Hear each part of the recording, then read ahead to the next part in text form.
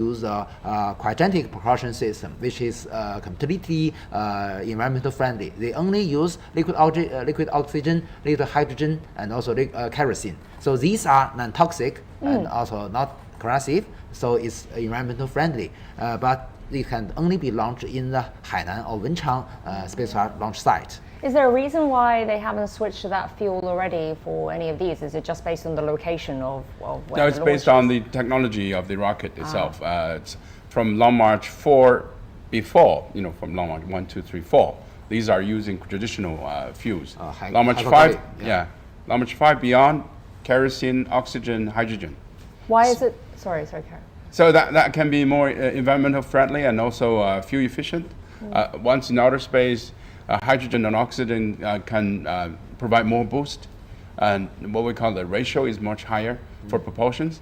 So that is a new technology. But these manned mission using Long March 2F is based on the reliability of the rocket, because the number of times that have flown, and so it's very reliable, so human rated, and so we need to have safety as a priority. So we're using that as of this moment for the manned mission. So that has been more than a decade already. So that also provided safety to the astronaut itself. So this is the reason they're still using it. And the fueling system are different. Jiuquan mentioned about the Hainan launch site. Yeah. They don't have UDMH nitrogen tetroxide fueling system because new rockets. Environmental concerns? Yes, for environmental concerns, and also the launch site is built for the new generation, not for the old one. So the old one are still functioning in the 3 traditional launch sites. So you wouldn't be able to use the different fuel, different rockets at a different launch site. It has to be specific to that particular design. This has not only have the influence to the rockets, but also have the influence to the satellites or other spacecraft. Today usually our spacecraft use 2 kinds of propulsion systems. Is one called the propulsion system, which use also the fuel and oxidizer. And also we have some satellites use a monopropulsion system, much simpler, only use one fuel.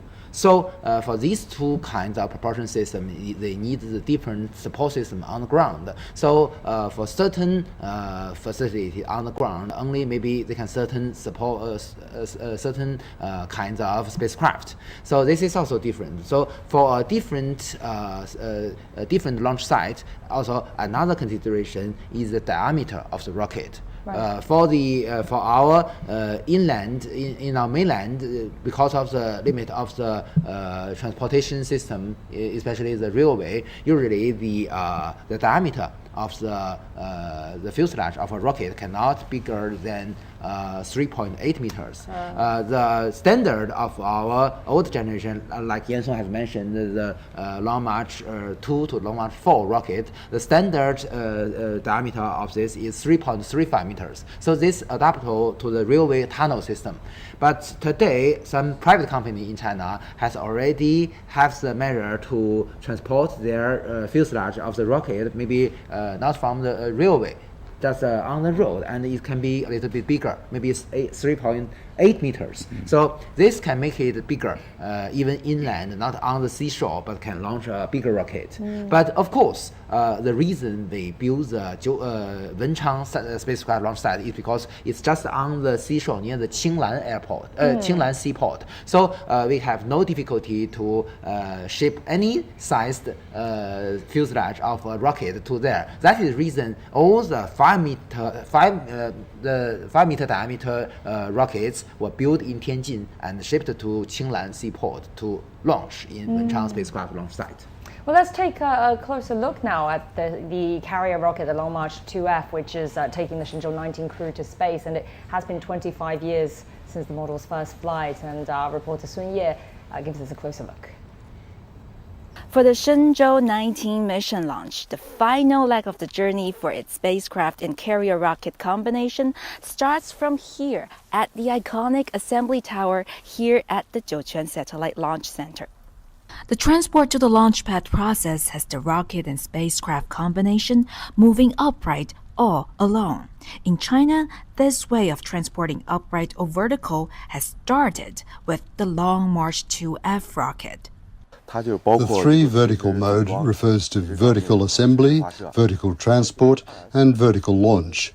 The Long March 2F rocket is China's first three vertical mode rocket. Subsequent rockets such as the Long March 5 and Long March 7, which are currently in service, as well as the future next generation manned rocket, all use this three vertical mode. Ever since the rollout process, the Long March 2F rocket responsible for the Shenzhou 19 mission has stood tall and straight. Its uprightness gets further fine-tuned after propellant loading. You can see four green column-like support arms. Through these, the rocket's verticality can be precisely controlled. Generally, it is adjusted to within 1 minute, that is, within the range of 1/60th of a degree. 25 years ago, in 1999, it was a Long March 2F rocket that sent China's first experimental spaceship, the Shenzhou 1, into space. That was the rocket's first flight. As China's only manned carrier rocket in use at the moment, it has an all-success track record, and is still improving. 孙烨 CGTN 酒泉甘肃 Province. So we've watched a lot of astronauts returning to Earth, but I think actually this might be my first official launch viewing, right? Professor Yang, actually correct me if I'm wrong, because you have a good record of we this. are experienced, but you know that's the difference between the live coverage of the returning to the Earth and the launch of a Shenzhou spacecraft. You know that the launch of the Shenzhou spacecraft, also the live coverage is much longer than the launch of the Tiangong spacecraft. The reason is because of the crew. You know, they have the set-off ceremony, and they need to go to the launch site, and they, as Yan Song has mentioned, they need to go up with the lift to the top, and then they need to conduct all kinds of checking, examination by the medics and other engineering goals who are in charge of the spacesuit to monitoring their medical parameters, and then help them to go inside the spacecraft. So they need a lot of time, and after they go inside, they also we're seeing the spacecraft now, right? The launch tower. So because they need all kinds of checking, so usually from the set-off ceremony to the launch, you need at least 2 or 3 hours. A very elaborate process. Yeah, exactly. So that's the reason why the live coverage of the launch of a Shenzhou crewed spacecraft is so long. And because, you know, I've spoken to you both so much about why they choose certain times and certain, days for the return of spacecraft, but obviously the same consideration would go into the launch as well, right? Exactly. So this is a reason because of the orbital dynamics. You know that for any spacecraft, if they want to go back to the Earth, to the right side, the basic requirement is that we must waiting for the moment when the landing site rotating along with the Earth and rotated to the same orbital plane of the spacecraft. So only at this moment, the spacecraft can deorbit it from its original trajectory and then go back to the Earth. So this is a basic requirement. So as you are correct. On the other hand, for the launch, it's a similar principle. You know that to chasing the Tiangong space station and dock with it together, the basic requirement for this is that we launch from a launch site, and the launch site is rotating together with the Earth. So we must waiting for the right moment when the launch site is rotating with the Earth and crossing through the orbital plane of our Tiangong space station. So this is a basic requirement. And without this, your two spacecraft will be in different orbital planes. Usually, the energy or the propulsion system on board Shenzhou spaceship do not have the capability to correct this difference on the angles between the orbital planes. So that is why reason we adopted so-called the zero launch window. So the accuracy of the liftoff time is better than 1 second. And so also, what's the window of error here then? Zero launch window. Nothing. It has to be precisely at that point. Yeah, exactly. So, but with the development of our technology, today we can conduct the narrow launch window, which means that because the capability of our launch vehicle is bigger, than we needed. So with this margin, we can with a slight change on the launch window. So do not require it to be 0, but in a very short duration. So with this, we can greatly expanding the reliability of the whole mission, because we still have the chance to change the launch moment. So also with the development of our There's the astronauts getting off now. yes, off the they've vehicle, already get they're off the heading to ground launch vehicle. pad. And also, as Jensung mentioned, they're waving their hands to the final, I believe many of their leaders from all departments. Final salutes. Another goodbye. Yeah. And how, obviously, weather is also very important. We want a clear sky day, no rain.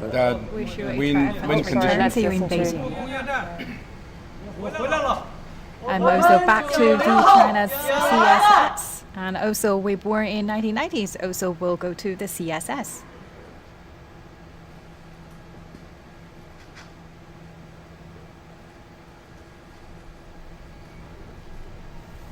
So now they have proceeded to the lift. And the lift going up, how top many of the rocket, meters yeah. is this That's to the about top of the space? Roughly 52 meters, 50 52 meters, yeah. meters. And they can make that ascent in just less than a minute, a few minutes. Yeah, I think it's a slow lift. You may notice that the service tower have many rotational platforms. So this That's the ones that has are open, right? still at this moment it form a closed envelope Right. For the whole vehicle. So this can provide a very convenient condition. So they have air conditioners inside to provide a very convenient condition for the launch vehicle itself. But after several minutes, there will be the first, actually speaking, there were 4 rotational platforms. And they will open one They will open platform one by one, platform, but right? the sequence is very interesting. From the So bottom? the top one will be opened first, and then will be now the second one, but the bottom one, because you know that the difference between a manned spaceflight and our Euro common missions is that for manned missions we have an emergency escape system. So when the astronaut has already entered the Shenzhou spacecraft, in a certain moment we must ignite or activate the emergency escape system. If anything wrong happened to the rocket, this system will help the astronauts to go away from the dangerous resources and safely land it. And that's why the top platform has to Exactly. open first. So Oh, you they're can see out of the lift already. That's fast. yes. Yeah. Faster than I thought. And the supporting crews are waiting there to get them prepared. They're going to be sitting down, and then they will be boarding the rocket sequentially. What sort of equipment would the crew, the support staff be carrying? I see them with a lot of boxes. Some medical equipment there? Or? Yes. What you mentioned, the medical crew belongs to what we call the astronaut system. The astronaut system is not only in charge of the training of the astronaut, but also in charge of the design and manufacturing of the spacesuits, including the IVA spacesuits and the EVA spacesuits. And also, as you mentioned, they have doctors to monitoring the health condition of all astronauts. And they will be doing a final check as well before they lift off, right? Yeah, they basically they bring all the tools, and they have 2 categories of supporting crews. One is for the astronaut themselves. One is for the rocket itself, because the rocket is done by the engineers. They know how to open and unscrew and then so fix them and unlock the rocket before it's launched. The life support system for the crew will check their conditions, parameters before they get in, and also connecting all the plugs, make sure that data are collected and sent back. Yeah. So I think from this moment they're sitting down and they're waiting for the support team to check them in. So what they're facing right now, is that the spaceship They are facing the payload fairing of the launch vehicle, and you may notice there is a square hole on the payload fairing, and you know that just on inside is a hatch, is a side hatch of the orbital module. So all the 3 crew members will go inside the spacecraft with this side hatch of the orbital module, and then they will go down from the orbital module to the re-entry capsule. So they will sit inside. There are 3 seats there. They will sit in the in the re-entry capsule. You can see Which is what we're looking at, right? monitors. Yeah. So the you top can see right- monitors of all the conditions. You can see that on the top right That would be the is capsule that a we saw. camera mounted in the orbital module. And on the bottom right is a camera mounted in the re-entry capsule. You can see the 3 seats. So the astronaut now is not inside, but there are still ground crew inside to prepare everything. So how long will this process take then before they can actually get into the capsule? Less than half an hour. And there's also a plank you can see. And Yeah. they won't walk the plank, but they slide the plank. We don't want them to walk the plank. There are many details we need to notice about. That when the astronaut go to the inside, crossing the payload carrier, that even they need to pay some attention to their helmet, because maybe the helmet is fragile, and that sometimes the ground crew will help them to give some protection of the helmet, because they will go inside. So from when we saw them arrive at the square to wave to the public, to when they officially get into the rocket and launch, I mean, we're talking 3 hours or so, right? Yes. So no according food, to no the formal drink for our announcement yesterday, astronauts during this time? Fully drinked, I think. So nothing during this time then, until basically they reach the space station. They can have drinks during the flight, and also it's going to be for the quick rendezvous. It's going to take at least 6 hours to 6.5 hours this to time. get to the station. But also one thing you need to notice that we also mentioned about the Hainan launch site. They're going to launch a cargo in 2 weeks. Bring new fruits, new food to the station. Yes, because the old crew has been there for half a year. Everything they have could be quite used up. Not very Also tasty. fresh, right. So they're gonna expect the cargoes to come, and also the old crews to go away. So they're expecting a lot of things. 2 weeks. In 2 weeks' In time, 2 weeks, okay. yeah. Actually speaking, the everyday dial of the certain astronauts is customized based on what he like. For instance, our commander of the Shenzhou 16 crew.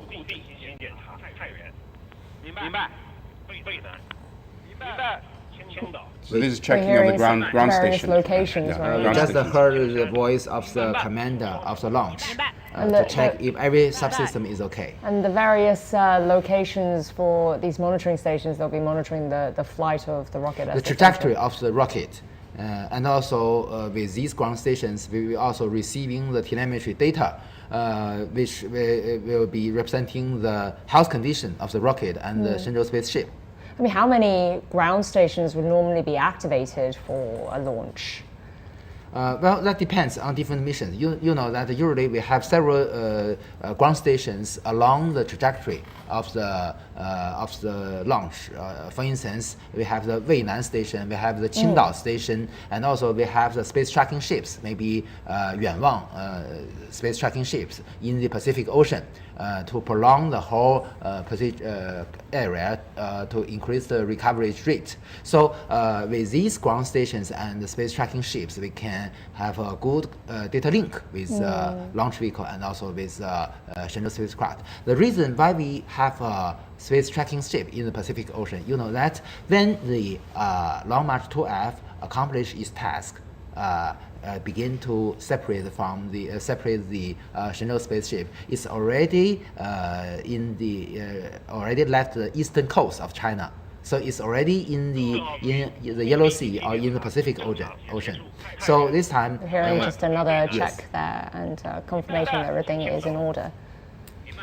to ensure that we get the right signal representing the normal separation between the launch vehicle and the Shenzhou spacecraft, and also the normal unfolding of the solar panels, we should have this kind of station in the Pacific Ocean. So that's the reason and function of the space tracking ship. Mr. Xu, you were just saying earlier about the weather conditions. I mean, so do we need perfect weather for a launch? Can any rain be tolerated, any wind? Launching campaign has its own exclusive meteorologist. They predict the weather, and also this is part of the launch window that Professor Yang mentioned. Not only the trajectories, the rendezvous and dockings, the orbit, the inclinations, but also the weather itself. It has to provide a window. It could be in between storms or could be in between rains, but a precise weather forecast is very important for the launching, in particular for the manned mission, and also because the manned mission is not a single launch to the orbit mission, but also a rendezvous and docking mission. You need to have a precise launching window. That time really matters. But as we see today from the farewell and also from the tower itself, we can see it's a good calm weather. So it's perfect for this launching. Can launch happen if there's any rain? Can, even if it's yes. light rain, that's still okay. We can still remember that during the launch of the Chang'e 6 sample return mission, there are very, very extremely heavy rain during the launch. So I'm also impressed by this. So that represents the robustness and the reliability of a launch vehicle is very high today. What about wind? How much effect would wind But have? wind can affect more than the rain because you know once you lift off, it's like an airplane. The wind can blow you off your course, so you have to constantly correcting. So the wind speed is crucial for launching. What kind of wind speed would be considered inappropriate? Actually speaking, there are different criteria for different launch vehicle. Okay. Of course, for bigger one, its tolerance may be higher because it's more strong and more. Even a very strong wind cannot influence its trajectory. But for a very small one, that's different. And also, you know that we mentioned about the different criteria. And for the rain, is also we have different criteria, especially the influence of thunder or lightning is extremely important for us to consider. And also, you know, Mr. Xuansong mentioned about the wind. Actually speaking, the wind condition on the high altitude is also very important. You know that in certain altitude, there are certain kind of wind that can even influence the structure of a launch vehicle. So some damage do happen before during the launch because of this, especially you know in 1990s during the launch of the American US-made satellites in China, some analysis because of the influence of the high altitude wind, so there is some damage of the payload fairing. So these kind of things do happen before, and we must consider this kind of influence. It also just goes to show how accurate and precise our forecasters can be. It's nowadays, critical. isn't it? It's important. So how frequent? This regarding weather, let's say weather, just presume weather condition is all fine, but how frequently would a launch window come about? Oh, we're about to see, I think the astronauts are about to enter the spaceship, and that is Wang Haozi there. Yeah. First Zero to three. enter. She's saluting and then She's number 3. yeah. And then So She goes first. she's code is 03. and she'll be followed by Song. Song, yeah. Yeah. 02. Song Lingdong is 02. No. So she's yeah, this is what you were saying, sliding in. I wasn't sure Sitting what you down, meant by sliding that. in. So but as I literally mentioned, sliding Sliding in. we will first go. Oh, this is camera inside the orbital module. You can see That's that the staff inside. they will first go inside this orbital module with the help of the ground crew. Yep. Oh, so there's a crew you inside can already. see all kinds of cargoes in the shelves around the orbital module. So she already inside the orbital module and then go down to the re-entry capsule. Are they sliding in just because of the sheer size of this hatch? Actually That's speaking, it's really very, wide? very narrow. So the only way Exactly. basically the only way they can enter. Yes, that's the only way. Yes.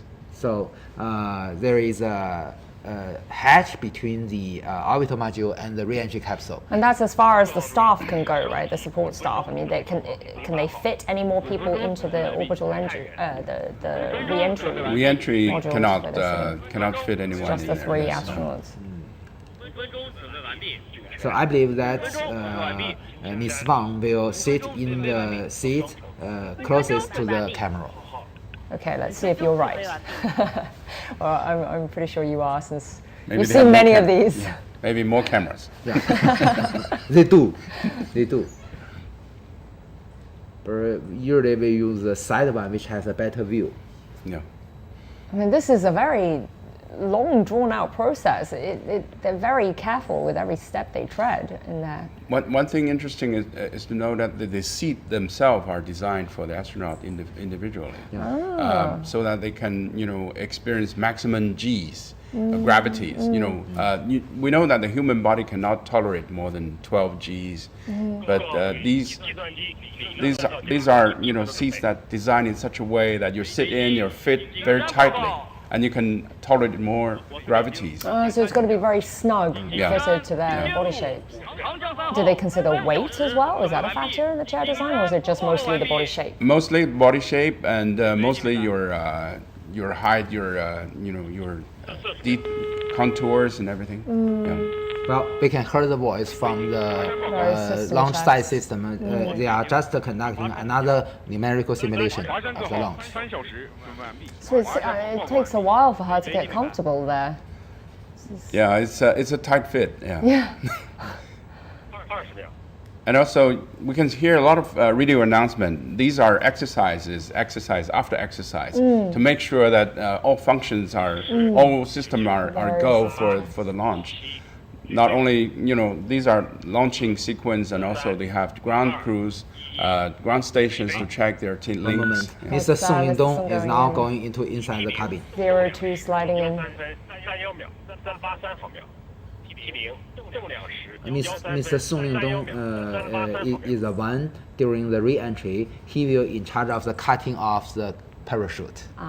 So that is the role of 02. I mean, they will all have been assigned specific tasks during this whole launch process, right? Because his seat is near the button to cut off the parachute when landed. Is it always 02 who does the parachute? Always 02. So He has the handle.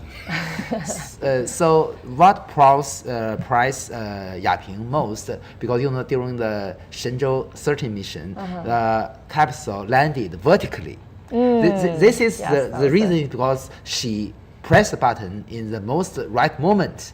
So it won't pull off. Yeah. Yes, in most cases it will be pulled off, as Jensen mentioned. But you know that if it can land vertically, the astronaut will feel very convenient. But how hard is that to Very, very hard. orchestrate? You seldom have the chance. In most cases, almost more than 90%, they will lie down because you don't have the right moment to push the button to cut off the. So do you think for her, for Wang Yaping, that was by chance, coincidence, or could was be, that because calculated and lucky experience? enough. Yeah. We only have Luck. we only have two examples: the Shenzhou 6 mission and the Shenzhou 13 mission. Only in these two missions, the capsule landed vertically. Right. And there's the commander. Finally, the commander will go inside and sit in the middle. 01, Cai Shuzheng. Mr. He's our Cai Shuzheng. veteran. He's our returning astronaut. Please notice today that all the members from the second batch of Chinese astronauts have already have their chance to go to outer space, and among them, 6 of them, including this one, has already have their second mission, and 4 of them has already become commanders. He was last up there, Cai Shuzheng was last up there in 2022, right? So I think it was. So after Yeah, him, 2 years before. Yeah. And 2 years a break in between going up to space, is that a kind of a normal amount of time? You can go a little bit faster, but it's physically challenging. You have to take a half a year to recover physically, because it's a long duration flight. It's not a week flight, but it's a half year flight. So you lose a lot of bone mass. Your cardiovascular system changes. Your muscle loses. So you have to regain all of those. And you have to have good physical exercise and nutrition. And then you get recovered and trained for the new mission. You have to do a lot of simulations, train with your new crew, and also, so that takes time. So this is a pretty standard amount of time then in between missions. Yeah, 6 months to recoup, and then another lead up to this. He was up, Cai Shuzheng was last up there for 6 months as well, I believe, right, with the 14. The 14 was the first mission crewed mission to be in the space station for that long period of half a time. year. Not the first one. In Shenzhou 18 mission, Mr. Ye Guangfu will the first one in China who have accumulated time in space for 1 year. Mr. Ye Guangfu, when he come back to the Earth 5 days later. He will be the first one that conducted the accumulated time in outer space will be about 1 year. Mr. Ye Guangfu will be the first one. Because in Shenzhou 13 mission, he also stayed in outer space for half a year. So this time another half a year. And then Cai Shuzhou will be then, I guess, the second astronaut The second stayed one, for accumulated to have this. 1 year. It's a standard half-year mission for every crew, so to maintain the permanent presence of human being in the station itself. So this was designed in such a way, and also supporting system like the cargo ships, life support system, oxygens, waters, food, and all are designed in such a way so that the crew can be sustained for half a year. Initially, the crew was up there, I think, I can't remember which Shenzhou it was, but for just 3 months, right? And then that expanded to the 6 months. And there were also queries about emergency cases. For example, we know the International Space Station has 2 astronauts that cannot come back with their original capsule. Boeing style liner. Boeing designed, and also the question was asked, how about the Chinese station? And we know that there is this is Shenzhou 18 mission. We have 19 mission already in the vicinity. Once this is launched, the 19 will be on the pad for any emergency cases. This is 19. So 19, No, sorry, yeah, this is 19, 20. so we have 20 So waiting. 20 is going to be standby for any cases that anything happens to the previous crew, and we can send the 20 for emergency. Now Mr. Cai Shizhou, the commander, is go down from the orbital module to the re-entry capsule with the help of the ground crew. You can see that. And again, another very tight fit. I mean, this is really, there's just no space for maneuver. But today it's already from a very standard routine, so the ground crew is also well trained Very and experienced. experienced, So they do know what they should do to help the astronauts to go more smoothly. And also, you know that usually the ground crew have 2 categories. One from the medical team, usually belongs the to others- the astronaut system, then the who are in charge of engineers, monitoring the health condition of the astronaut. And also the other team belongs to the spacecraft system, because you know that all these modules belongs to the Shenzhou spaceship. So they also need to ensure that everything is okay, including that finally they need to close the hatch, close the front hatch of the re-entry capsule, and then close the side hatch of the orbital module, and then close the panel of the payload fairing. So with these measures, so at this moment, if they have something wrong, they can only escape based on the emergency escape system. So that is the reason why the top platform should be opened first. What are they passing around right now? That little clipboard. Well, you may notice that they are still. You can see that Miss Wang is checking some menus. A lot of fiddling around there. Some handbooks. So that I believe that inside this handbook not only have the instructions of how to do in normal condition, but also have all kinds of instructions on in abnormal case what you should do. Emergency case. Yeah. So they have to be familiar with all these kind of tasks and also do all kinds of trainings before the launch.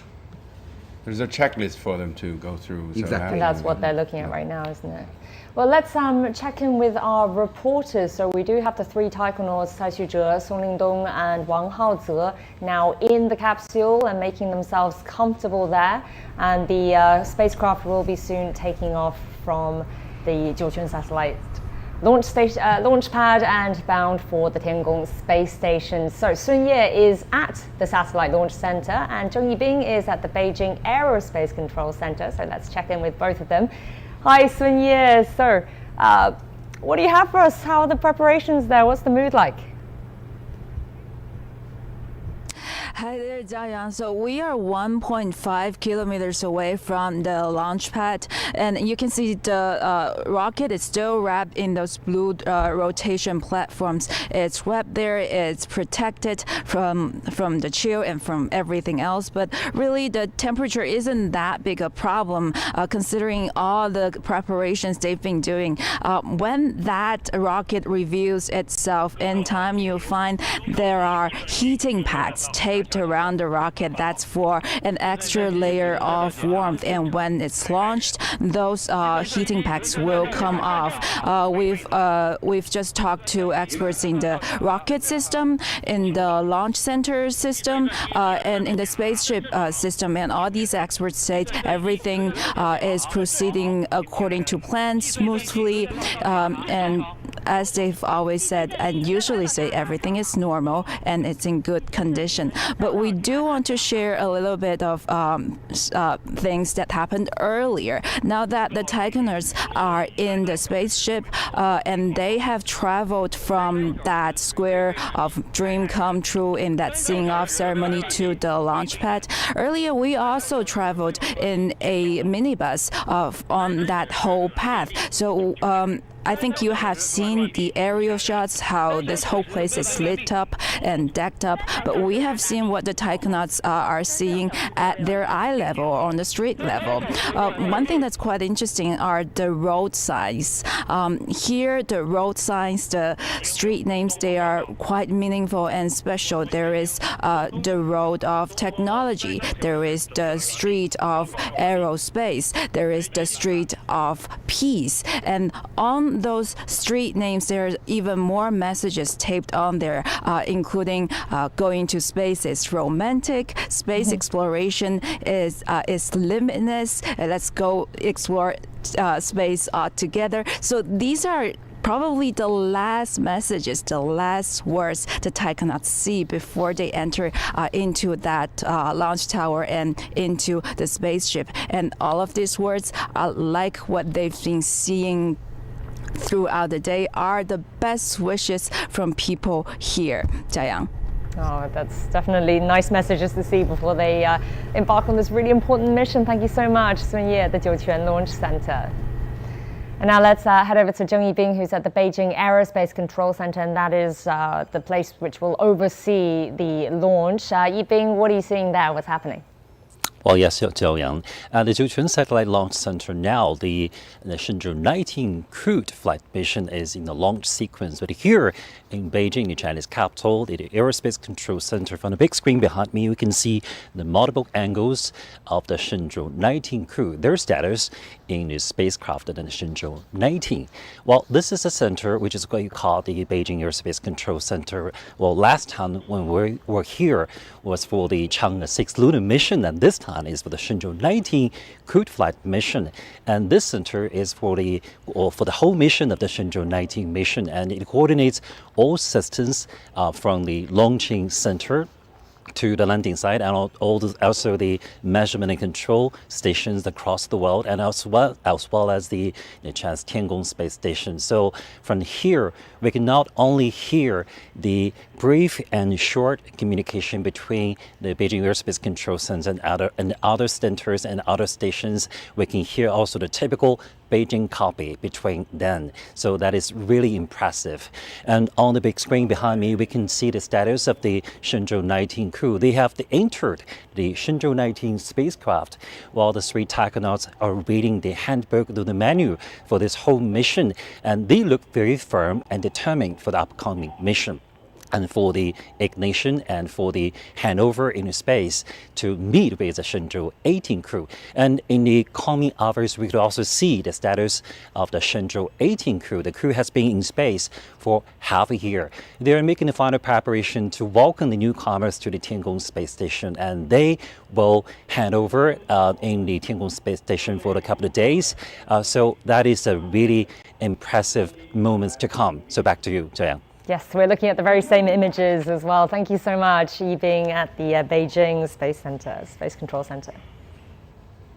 We notice that all these three crew members are checking their handbooks, so they are very, but they are very confident, but still they are very careful to ensure that they are familiar with any step. That's actually a really similar scene to seeing them come back to Earth as well, right? They've got that little checklist. Yeah. But what would be different then on the launch checklist and the return checklist? Well, I think the launch checklist would be a shorter one, because it's more of a routine. It's it's not controlled by the crew, but they have to just to provide the information inside the capsule. But all the launching sequence is not part of the crew pressing the button, but it's someone on the ground in the control room press the firing of the rocket, and then there's it's less than 10 minutes you'll be out of atmosphere and out of the Earth. So is this more of a reassurance thing? I think they have gone through all the exercises many times, but they're quite serious because this time is for real. So they have to go through the process very carefully. And also, as Professor Yang mentioned, there's what we call a full-time safety protection. Outside the capsule, the astronauts can slide down to a bunker, and there's like a rubber tube for astronauts to go sliding down from the lift. And also inside the capsule now, the what we call escape tower is activated. So in case we're at the 2-hour countdown now. Sorry to interrupt you there. It's T-minus 2 hours and counting. Yeah. So 2 hours to go till launch. So in different countdown moments, we have the checking of the different critical systems, including the launch site systems, the rocket systems, the Shenzhou spacecraft systems, the TT and C systems, and also our Tiangong space station systems. Everything should be go ahead. So it's like a protocol they have already exercised many times. Once you call 2 hours preparations, then there is an activation of number of actions, and including all the systems. Look. The first platform is now opened, as I mentioned. The very top platform. The very top one. And then it will be the very bottom you one, can and see then that the middle. emergency escape tower, we can already have a direct eyesight with that. And we're hearing more system checks there. That means the activation of the escape tower to ensure the safety of the astronauts. Mr. Xu, I understand that you get to have a little break now, but we'll bring you back a little later in the program as we continue to watch the launch. So when the emergency escape tower ignited, so there will be any obstacle because the first platform has already opened. Right. So this is also a safety measure.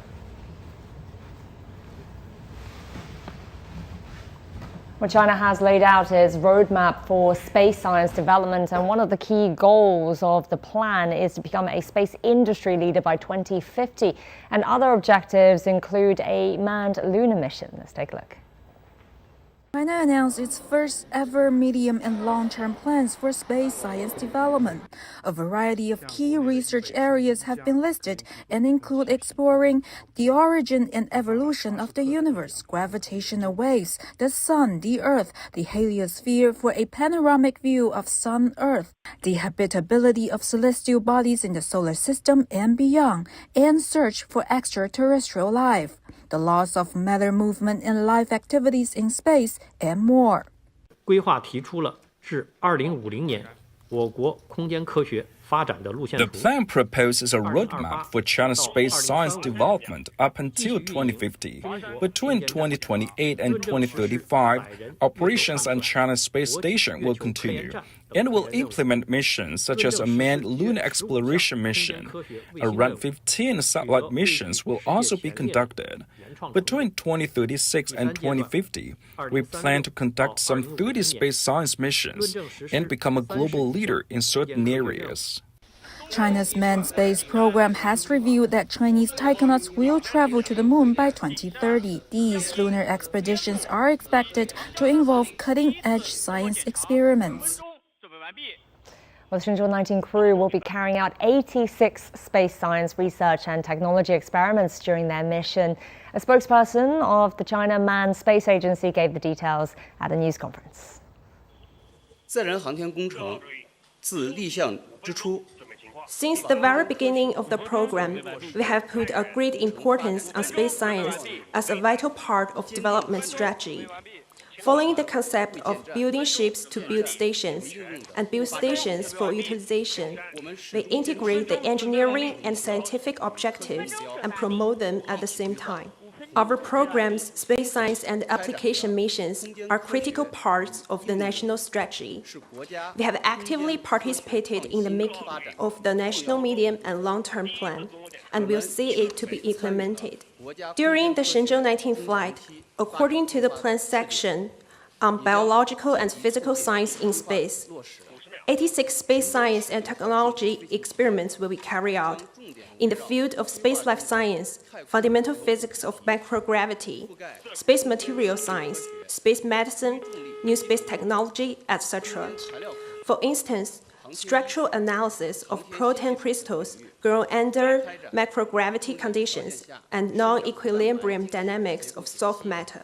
It's expected that a number of scientific achievements will be made in frontier research on fundamental theories, preparation of new materials, mechanisms of physiological effects of space radiation and weightlessness, submagnetic biological effects, and molecular mechanisms, etc. In addition, on the occasion of the second anniversary of CSS completion, we will publicly release the progress report on scientific research and application of China's space station to the society, introducing the representative results achieved since CSS entered the orbit. In the future, we will use the plan as a guide to further focus on key issues, strengthen the organic integration of scientific objectives and human spaceflight missions, and make greater contributions to the high-quality development of China's space science and space cause. Now, we've been playing a bit of musical chairs. Professor Yang and I were where we were, but we now have Wule here in the studio with us, our veteran space reporter. Wule, great to have you in here. Wule, you've covered a lot of space missions and China's lunar program as well. Tell us a bit about your experience. How does this one compare?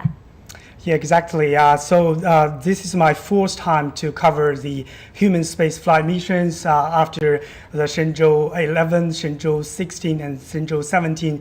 And this is my first time in the studio to share the experience of these valuable and memorable experiences.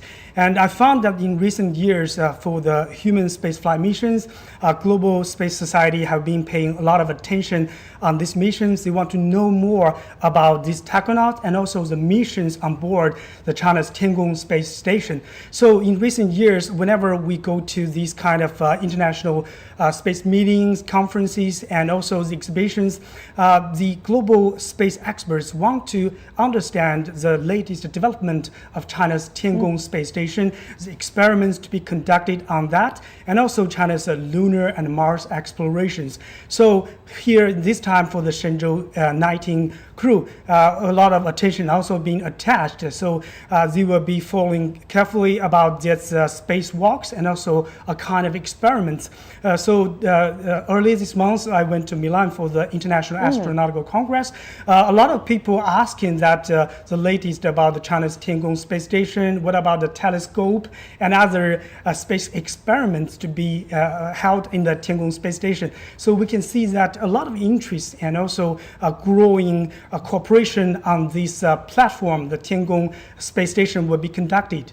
Well, speaking of this particular mission and the research projects and experiments, can you tell us about some of those? I mean, we're seeing 86 experiments and tasks to do, right? Absolutely. This morning, I also watched the whole press conference, and I noticed that there are over 86 experiments and tests, because we know that on board the Tiangong space station, inside there are kinds of experiments like space materials, space medicine, and also biospace technology, and also microgravity experiments. And also outside of this cabin, the technonauts will have these spacewalks, and also they are going to install some kind of space debris protection devices, like, because the Tiangong space station is orbiting about 400 kilometers away from the Earth, and there are a lot of space debris. Right. And they are now, for the Shenzhou 18 crew, they have already installed some part of these devices, and Shenzhou 19 crew will continue to install this kind of space debris protection devices, and also they will conduct several times of spacewalks to continue to conduct the experiments outside of the cabin because of the microgravity environment, the radiation, and other. So there are a lot of experiments that to be put outside of the cabin. And also this time, I heard from my colleagues Sun Ye and Chen Yiling, they have talked to a lot of scientists and also engineers from the Chinese Academy of Sciences. They have brought many kinds of new experiments to the Tiangong space station, because we know every time each crew will conduct different types of experiments. And this time, one experiment that really impressed me most is that they even brought some space flight in the flies, fruit flies. Living flies. Yeah, little fruit flies to the Tiangong space station. They want to observe how they grow and how they mutate in that kind of microgravity environment. Is that the first time they're bringing living animals into No. space? Last time they even brought some fish. Oh. Yeah. Zebrafish. In the Tiangong space station. And we believe that in the next few years, more plants, more animals, more maybe mammals. Yeah, will be brought to the Tiangong space station. Don't forget that Cai Xuzhe, when he was in his last mission, he even grew a lot of plants, vegetables, and he ate it. He ate it, and he said that it tastes very good. So we can expect that they will have more interesting kind of tests and experiments in the Tiangong space station. I mean, they're certainly interesting for the scientific field of research and understanding, but Professor Yang, why do these experiments also matter to us here on Earth? How do they apply to our life? Well, that I am a technician in space field, you know well about that, but for me, I always recognize it is my duty to be a bridge between the public and our professional field. You see, the manned space activity need a lot of money, need a very long period, and usually the investment is very huge. But we should be very aware that most of the benefit, most of the returns from this manned spacecraft are indirect. Sometimes, in most circumstances, you need a very long period for the transfer or transplanting of the technology derived from this kind of human space activities. So the public should be patient, and the public should understand this feature. There are many other examples. You know that from the Apollo program conducted in 1990s and 1970s, the United States benefit from it in all areas. And it's actually speaking, although the program is politics driven, but they do have sufficient return from this program. Today, the space capable nations, including with China, paid more about the efficiency. So we hope that we can do more things with limited budget, but still with the scientific research experiments conducted in outer space, sooner or later it can benefit our daily life.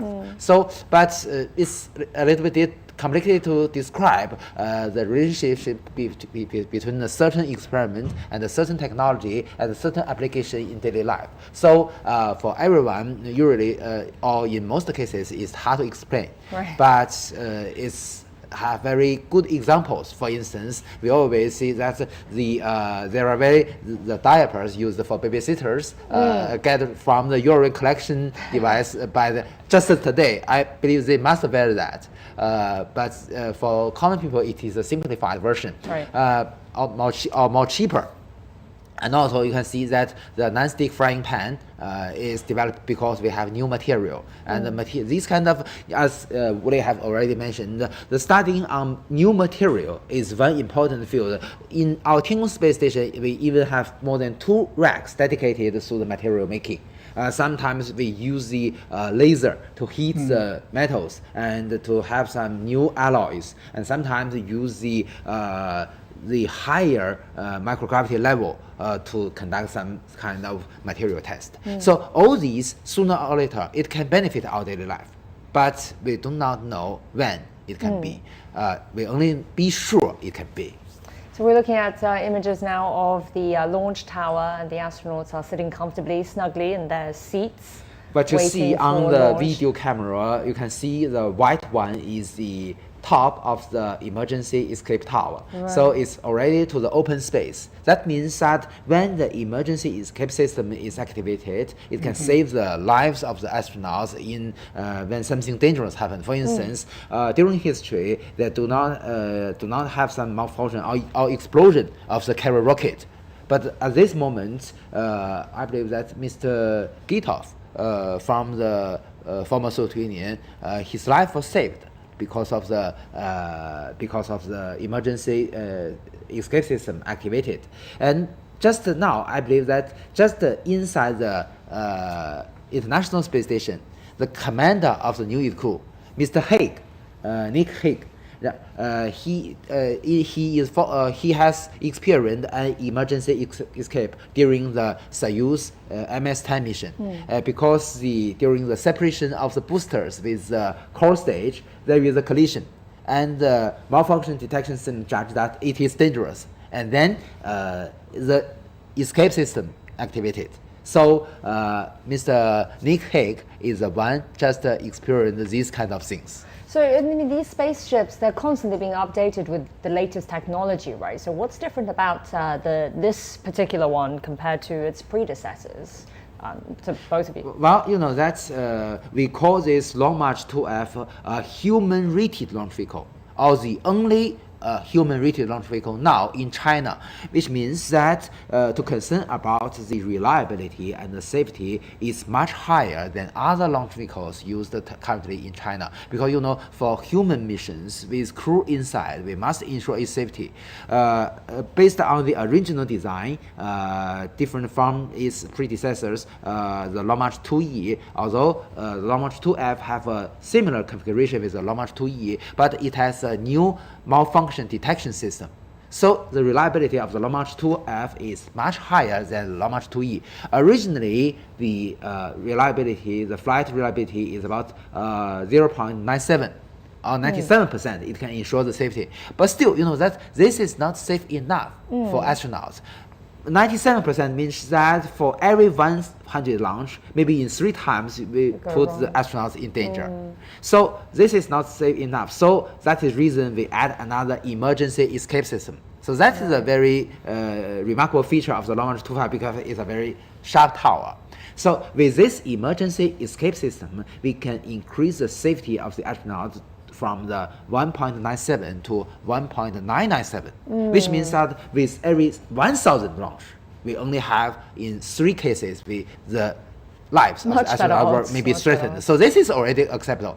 But today, that with the launch of so many Shenzhou spaceships, the reliability, I don't know the exact figure, but the reliability and also the safety for the astronaut is also increased. Yeah. So today, with more and more practice, the Long March 2F and the combination with the Shenzhou spacecraft is already become a very, very experienced and very reliable crew transportation system for our Tiangong space station. Don't forget, China is also developing the new generation manned rocket, the Long March 10, and also new rocket, new spacecraft for the manned lunar missions before 2030. So the scientists already developed that prototype, and that I think in the next few years they will conduct the tests and also the launch before around 2028, before it can be used to launch the technonauts to on the moon. So that will be the second human-rated launch vehicle of China. And it is based on the 5-meter diameter core stage. So it's much bigger than our Long March 2F because the core stage diameter is 3.35 meters. So with the technology we get based on the Long March 5 series, we can have the experience to make the Long March 10 launch vehicle within 2 years. As Mr. Woolley has already mentioned, maybe the maiden flight will be conducted in 2027 or 2028. All right, well, let's get back to this current spacecraft that's carrying the Shenzhou 19, and let's hear a little bit more about the system, and our reporter Chen Yingling spoke to a researcher.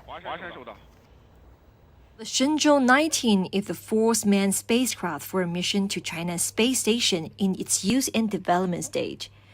Its structure consists of 3 modules, similar to the previous Shenzhou spacecrafts. The Shenzhou manned spacecraft is mainly composed of 3 sections, namely the orbital module, the re-entry module, and the propellant module. The orbital module is mainly the work and living area for the taikonauts after entering orbit and is equipped with sensors for rendezvous and docking with the Tiangong space station. The re-entry model can be seen as a cockpit. The propellant module is equipped with solar panels and engines, mainly to provide power. The main upgrade of the Shenzhou 19 spacecraft is its loading capacity, which allows room for more cargo and a more spacious environment for the taikonauts.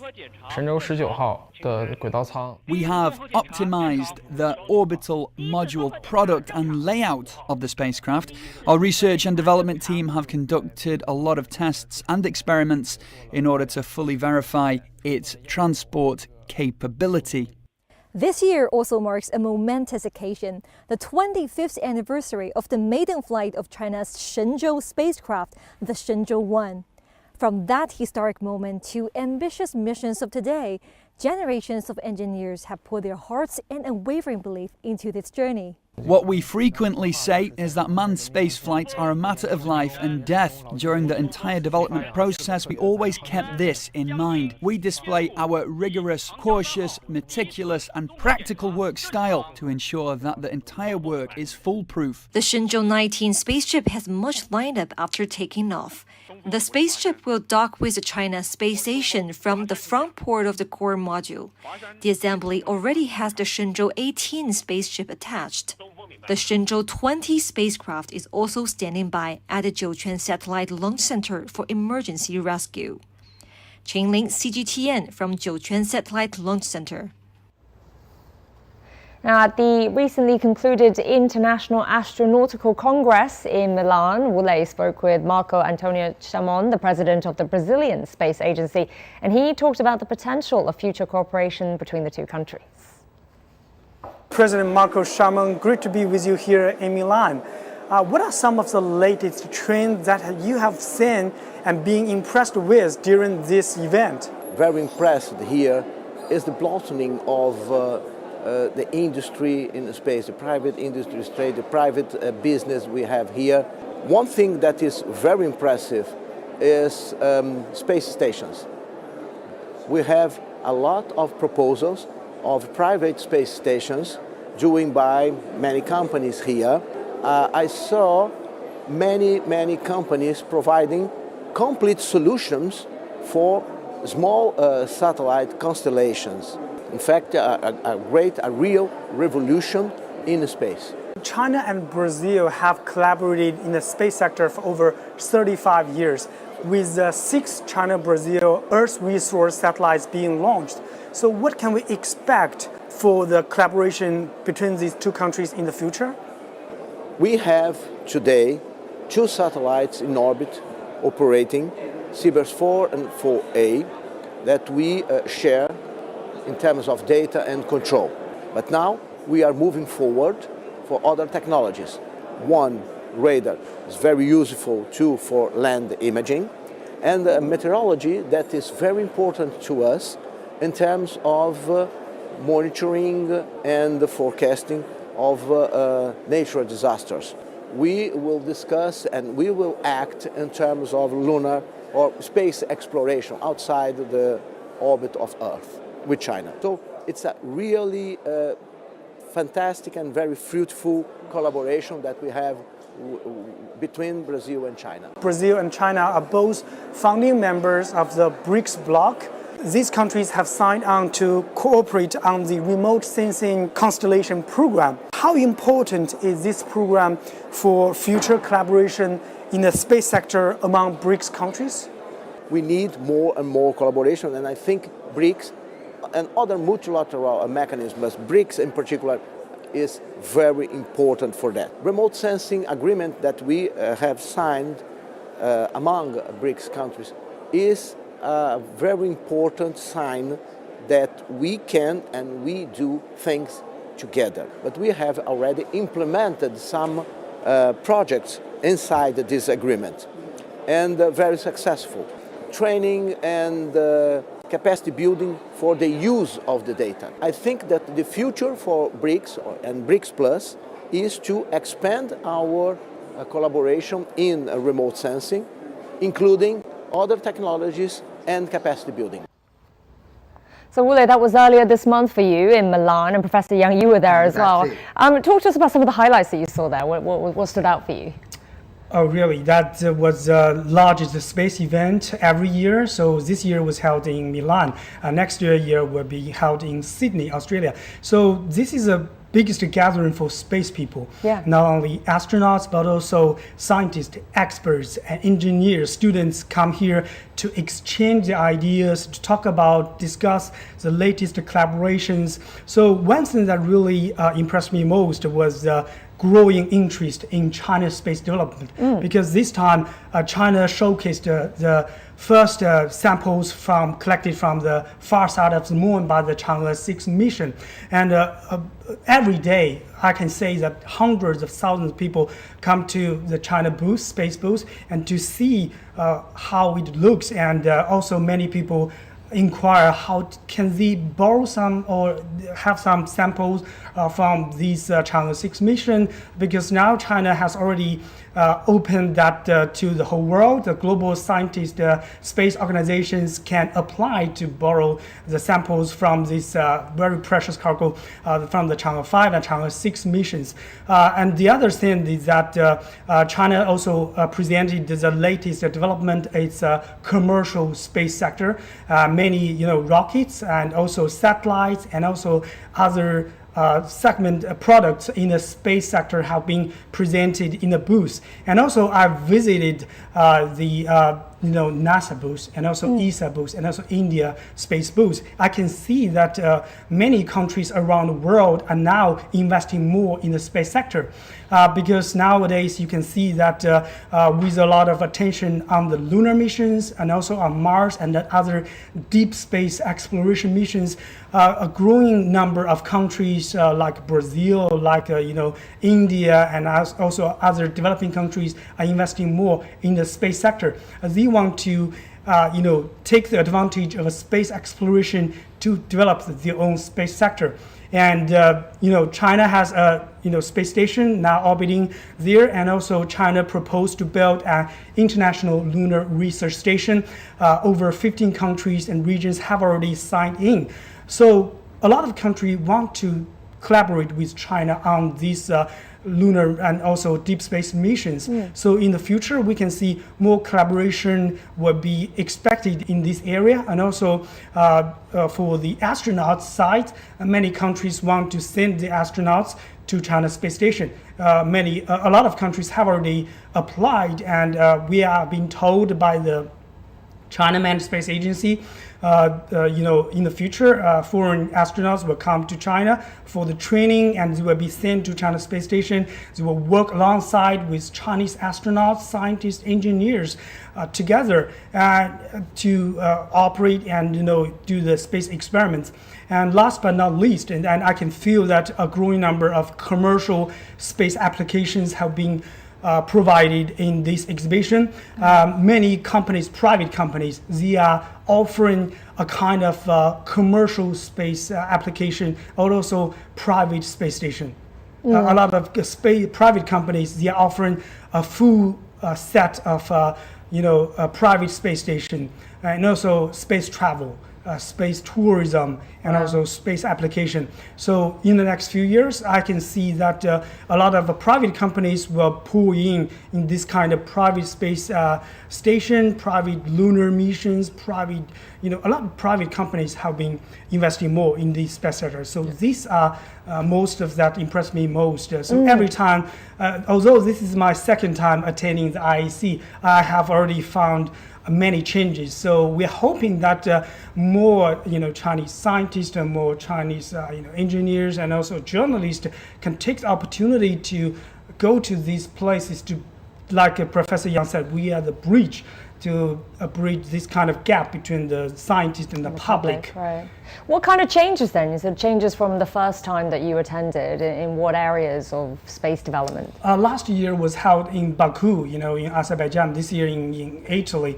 So I can see that this year more European countries go to Italy and go to Milan.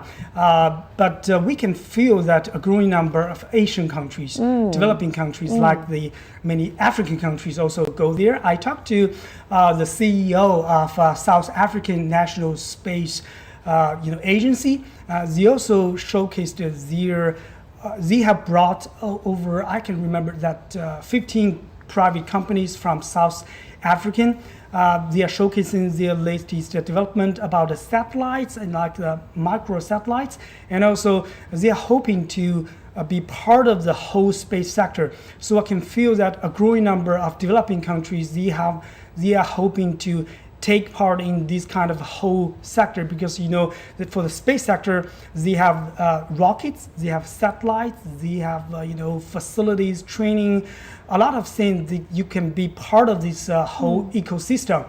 So I can feel that not only in the past, only the US, Russia, and also ESA, a lot of developed countries have been in this game or this sector, but now a lot of developing countries are joining in. So this is one of my big impressions. Is that a trend that you saw as well over there, Professor Yang? Well, that my duty is the chair of the Space Transportation Committee, so I should monitor the 9 sessions we are in charge of. So every day on my way to the room conducting the session, I can very frankly see Mr. Wu Lei has an interview with the important persons. Some of them are my friends. Also, the IAC, or the International Astronautical Congress, is the right place for communication between different sectors. So for this, usually we call this the Olympic game in space field. So we have the guys from the governments, from the universities, from the industry, from the private firms, from the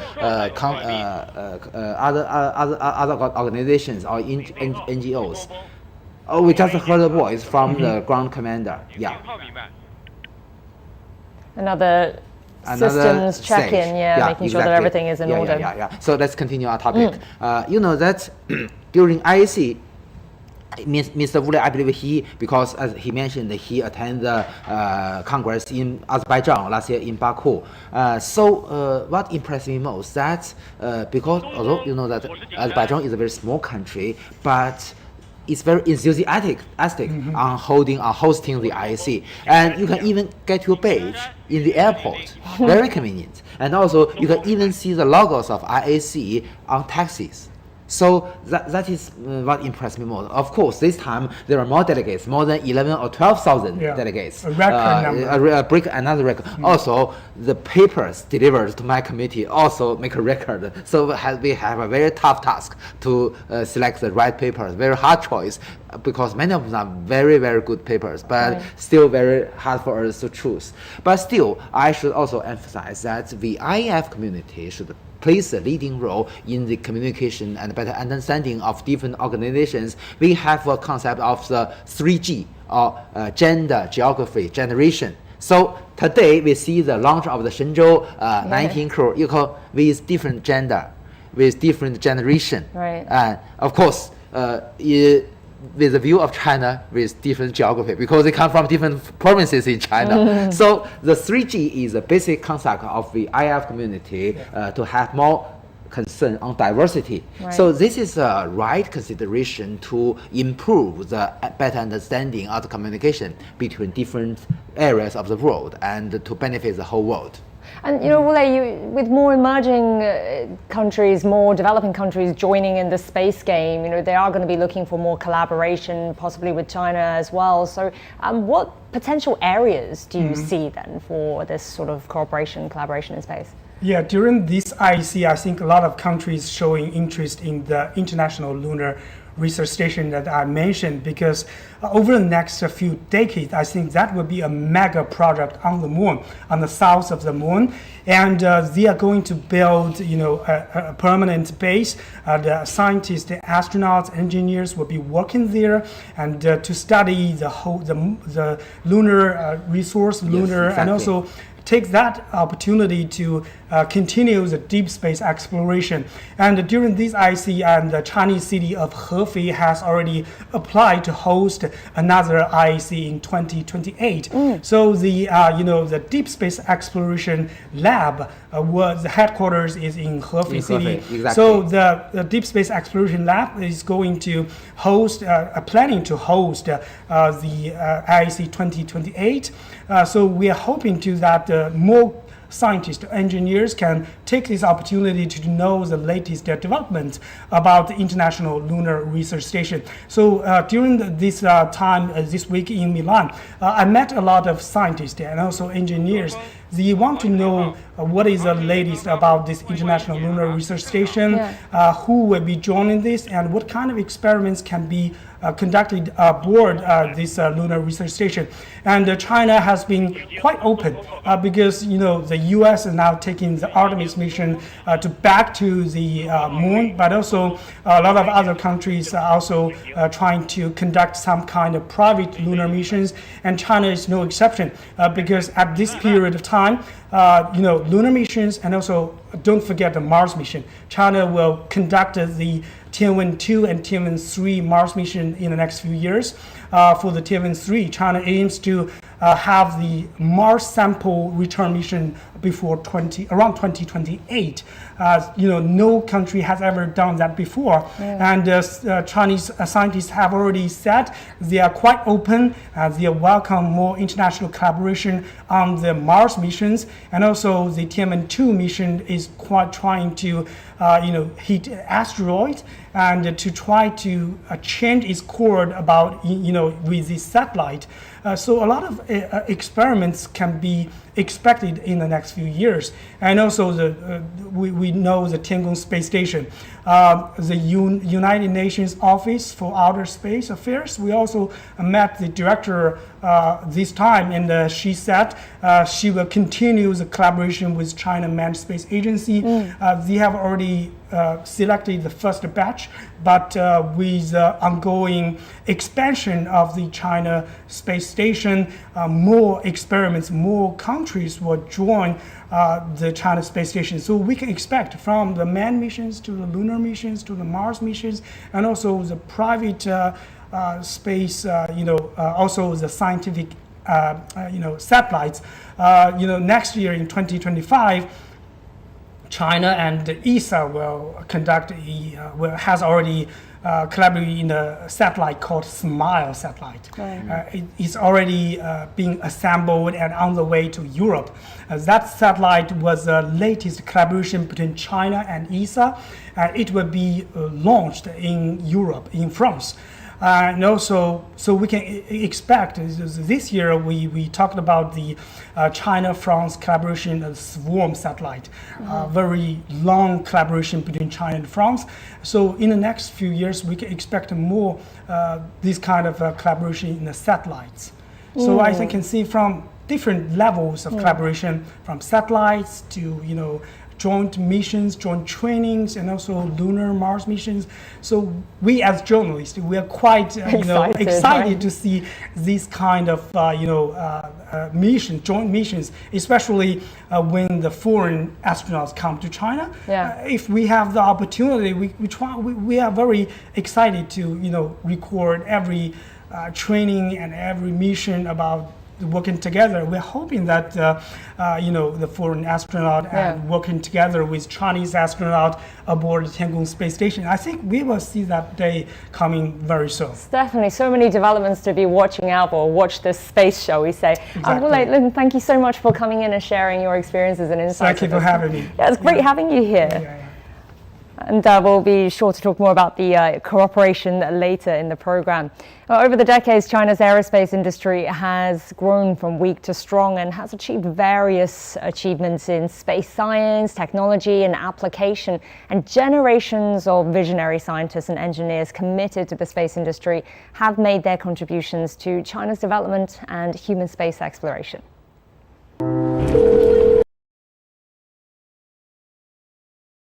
And if you're just joining us, welcome here to the launch pad and our live launch coverage of Shenzhou 19 launching from Launch Area 4 at the Jiuquan Satellite Launch Center in China. We are at L-1 hour, 22 minutes, 5 seconds and counting till liftoff of 3 taikonauts to the Tiangong space station in low Earth orbit.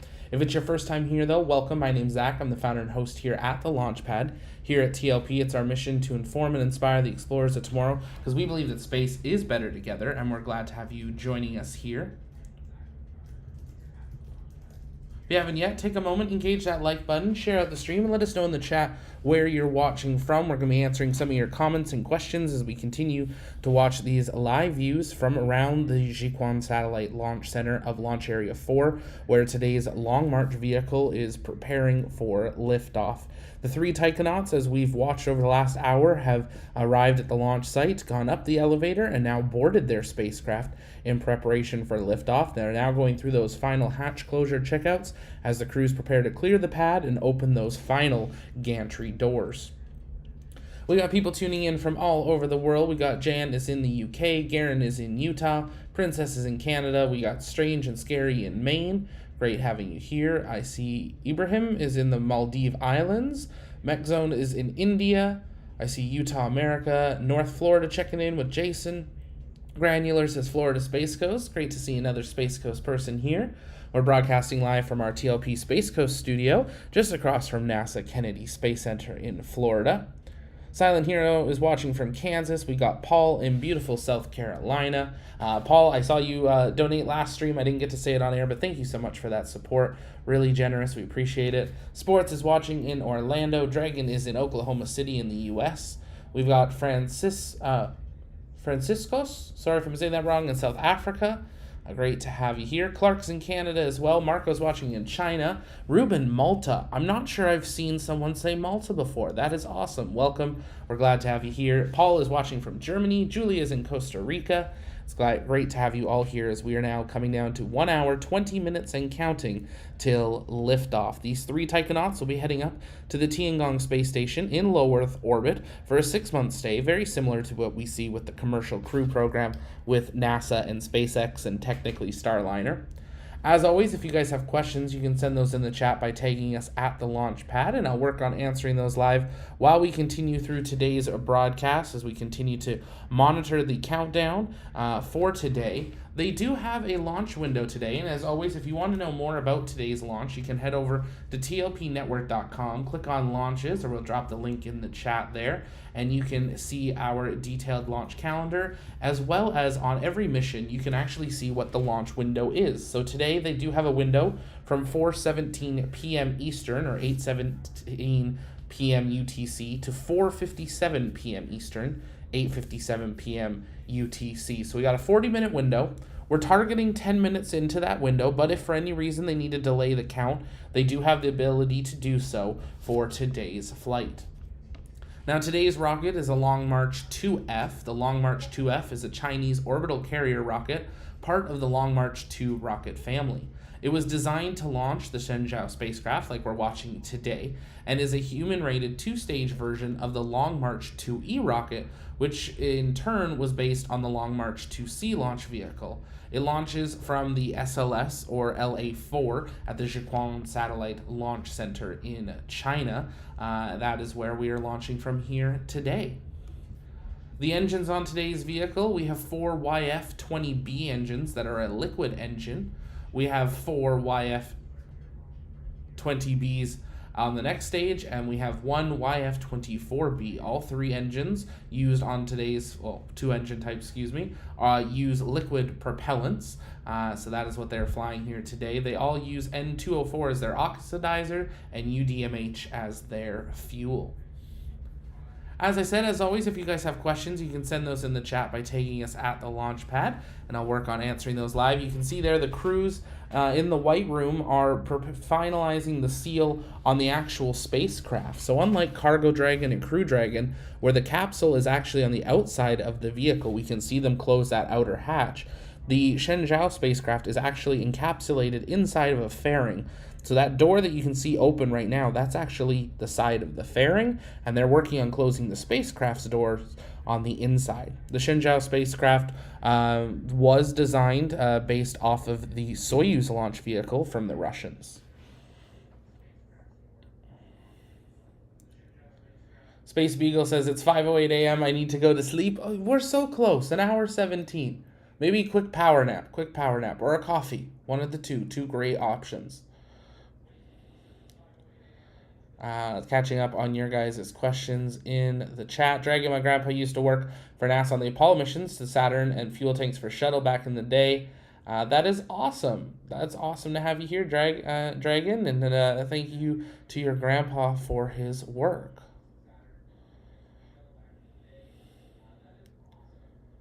catching up on your guys' comments. Lots of people just tuning in. Garen, we are quite an international group. We absolutely are. Here at the Launchpad, it's our mission to inform and inspire the explorers of tomorrow, because we believe that space is better together, and it's always fun seeing where everyone's tuning in from, because it really is a global group. And even with this being a China launch, which lots of people have feelings about, it's always amazing seeing how many people tune in for these launches, because really they're just as exciting as watching a crew launch from America. And hopefully we'll watch crew launches from some other countries in the next couple of years. India is getting ready to go. We see the occasional one from Russia as well. And who knows what other countries will start flying. We know there's a rocket in Spain that's planned to launch crew, a couple other European ones, Starship eventually. So we're entering a really exciting time of human spaceflight. Whether we get to see Starliner fly another crew, we'll have to wait and see what happens. Tune in, tune out, whichever. Yeah, that was a terrible slip of the wrong word. Jeff, what is the crew complement? There are 2 men and 1 woman flying on board today up to the Tiangong space station, and they'll be there for 6 months. I am not going to attempt to say their names, but I'm sure that the commentators from China will say their names a little bit closer to liftoff.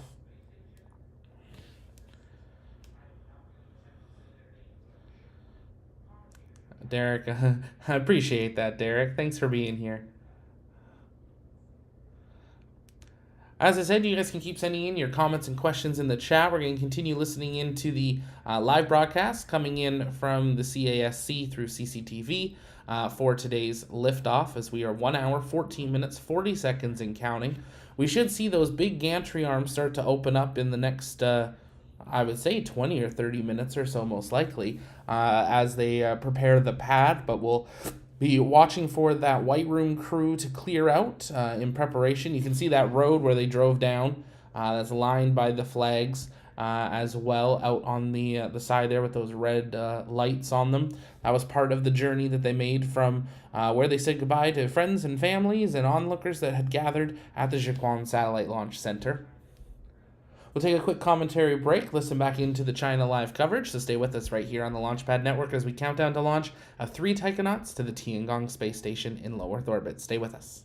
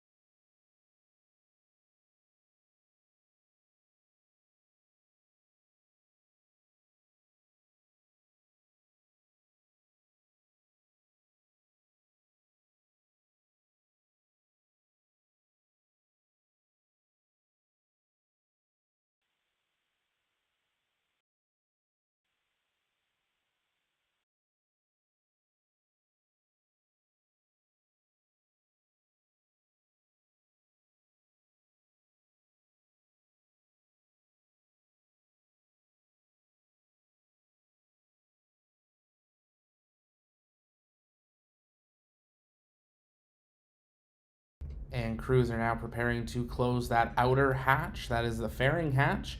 You can see those final preparations as they remove the kind of bridge out to the spacecraft, meaning the Shenzhou 19 spacecraft's hatch is now closed and sealed, and crews are preparing to close that final hatch ahead of pad clear as we count down L-1 hour, 11 minutes, 15 seconds, and counting till launch.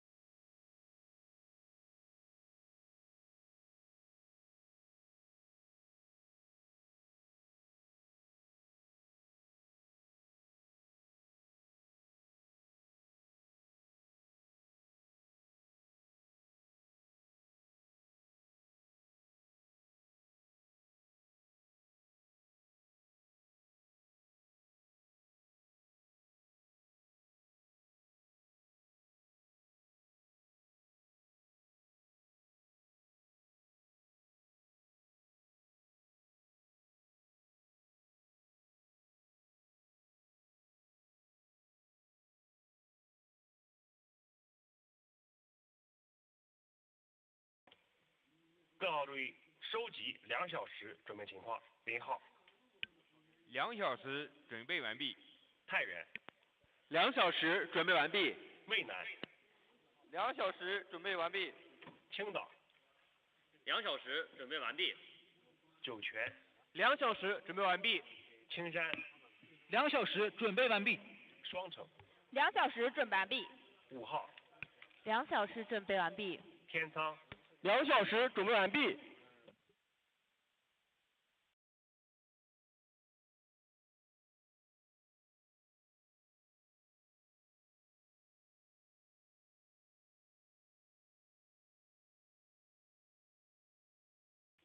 北京东风报告。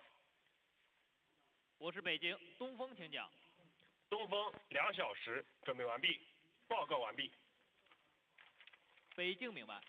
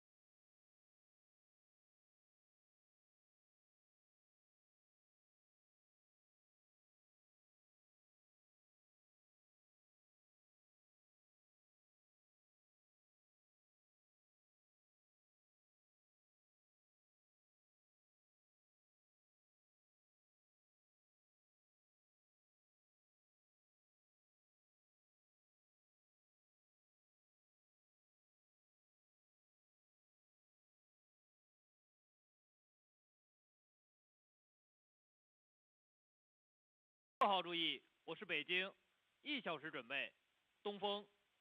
东风明白。华山。华山明白。江阴。This is a series of locations that's being read out right now. It all sounds like everything's in order. 0号。明白。太原。明白。渭南。 And this is the checking of the communications in between the ground stations. That is going to be keeping tracking and data collections throughout the process. So we know that the rocket is going to fly along this trajectory. You know, underneath those are the stations that can check them from horizon to horizon. So all the way, what we call overpassing your head. So all the process, all the complete process of the launching will be monitored. So because it's human-rated launching campaign, so we need to be very careful in collecting all the data along the track of the launching. Well, let's go to our reporters. We have Sun Ye, who's at the Jiuquan Satellite Launch Center, and we have Zheng Yibing, who's at the Beijing Aerospace Control Center. Hi, guys, once again. Sun Ye, so what's happening over there now? Tell us what you're seeing from the angle you're standing at. We can see the launch tower right behind you. Right, hello, Jiaoyang. Hello again from 1.5 kilometers away from the launch pad. I think you can see it too. The tip of the rocket has revealed the launch hour is getting closer. We all heard that 1 hour countdown. We also heard calling out each system and asking them to report their status. Many of them have said normal, and we also, in between that hour, we talked before, we talked to experts with the launch center system, with the spaceship system, with the rocket system, and their updates also have been unanimous. Things have been going according to plan, and things are going as smoothly as it can be. Now, the Shenzhou mission, it has become quite a regular mission, twice every year, once in spring, the other time, like now, in fall or autumn. But even if it's a regular mission now, we still see people here trying to better the entire process.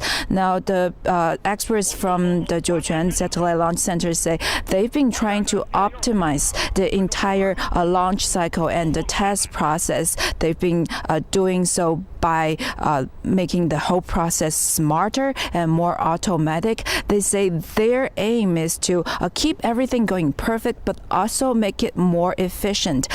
They've told us in the last few days that they have been working to make the launch towers work more, that they had a higher frequency of use, and they're also shortening the recovery time after each launch, and that really makes sense. Earlier, I think you talked about this year marks the 25th year since Shenzhou 1 launched. In 1999, the launch frequency is nowhere it is right now. In fact, the first 100 launches for this launch center was achieved in 48 years, but the next 100 launches at this launch center was achieved in just 5 years, between 2018 to 2023, and that really speaks to how fast China's space industry is developing and its need for more launches. Now, the launch center also said that this place has great terrain and weather. It says it's clear for launch 300 days out of every 365 days. So that's the room for growth with all of those launches. And as we said earlier, the launch cycles and the test processes have been optimized. That's including this one. This Shenzhou 19 mission had seen its test process shortened, and I think you're hearing it now. Another command is going to be issued as we near the launch hour. Jiaoyang. Sonia, thank you so much. And now let's go over to Yibing. Yibing, so an hour to go, less than an hour to go. What's happening where you are? What the sort of preparations are being done there? Well, good early morning, Jiaoyang. Well, in less than 1 hour, the Shenzhou 19 spacecraft will be launched from the Jiuquan Satellite Launch Center. Here, we're at the core, the coordinating center for this whole mission, the Beijing Aerospace Control Center. As you can see, as you can hear, well, actually, the center is going through the system check with all the ground team for this mission. And we also see the constantly heated brief command from the Beijing Aerospace Control Center. We can hear the Beijing command with all working systems. And also we can see the status of the Shenzhou 19 crew on the big screen behind me. We can see the 3 Chinese astronauts or the taikonauts are in the spacesuit. They are in the spacecraft. They look calm and determined for this mission. And the Beijing Aerospace Control Center oversees the whole working system. The personnel are busy working here at this early morning. So I have to lower my voice. And it coordinates all the systems for the launch during the launch sequence. And also it will establish the measurement and control during the later stage via the relay terminals and satellites. It guarantees a smooth and safe journey of the Shenzhou 19 spacecraft to the Tiangong space station. And well, this time, the Shenzhou 19 spacecraft will dock with the Tiangong space station after the early stage of the flight. During the 7 previous China manned space missions from the Shenzhou 12 3 years ago to Shenzhou 18 6 months ago on this year, and we can see that all 7 missions adopt the faster rendezvous and docking mode. It took about 6.5 hours to get the Shenzhou spacecraft to the Tiangong space station. So this time, for the Shenzhou 19 mission, it adopts the same mode. So after this faster rendezvous and docking, we can see the exciting moment of the space meet between the 2 Shenzhou crews in China space station. Back to you. Indeed. Thank you so much, Yibing, and we'll check in with you again later. Well, I have to say, I don't envy Sun Ye out there in the cold in northwest China there at the Satellite Launch Center. Even the rockets, as they were saying, needs a heat shield of some sort. Can you just explain to us a little bit more about that? How does it work? Why is it needed? Is it for the astronauts? Is it for the technology, the equipment itself? Actually speaking, our launch complex, the design is very advanced, although it made many years before. You know that, as I mentioned, the launch complex has the service tower, while the service tower have 4 rotational platforms. So just before the launch, before the countdown, maybe 2 hours before, we can form a closed envelope for the whole launch vehicle. So it has air conditioners inside, so it can keep a very comfortable temperature for the launch vehicle and for the Shenzhou spacecraft. Moreover, you know that also we have air conditioning and ventilation system inside the payload ferry. So that's the reason we can have a right temperature. Moreover, we've already discussed, actually speaking, from the view of necessity, you know that the Long March 2F rocket uses a hypergolic propulsion system, which means that its fuel and the oxidizer, the propellant, work in room temperature.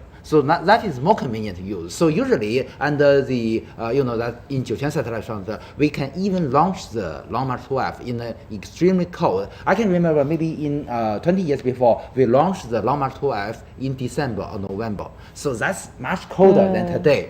So even in that extremely cold weather, we can launch Long March 2F. So that do not have any problem today. So at least above 0 today. So then why does the 19 have this specially designed first ever heat shield? Well, you see that for every mission, to my understanding, you know that every time we have the very special experiments. For instance, during the previous some Tiangong cargo ship missions, and also during our previous Shenzhou missions, we have some biological experiments. And the samples is very interesting. Must be made just maybe 1 or 2 hours before the launch, and then brought into the cabin.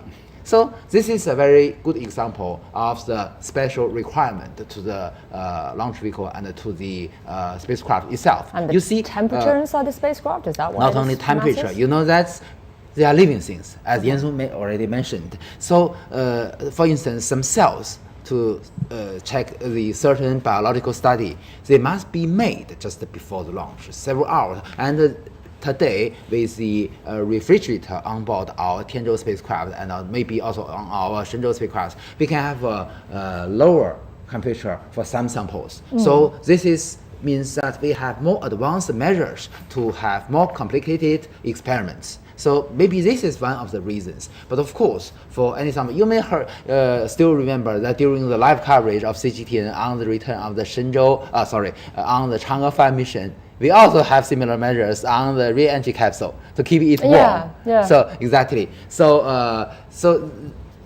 Of course, from the view of our designers and also those made these products, they always recognize this as their own kids.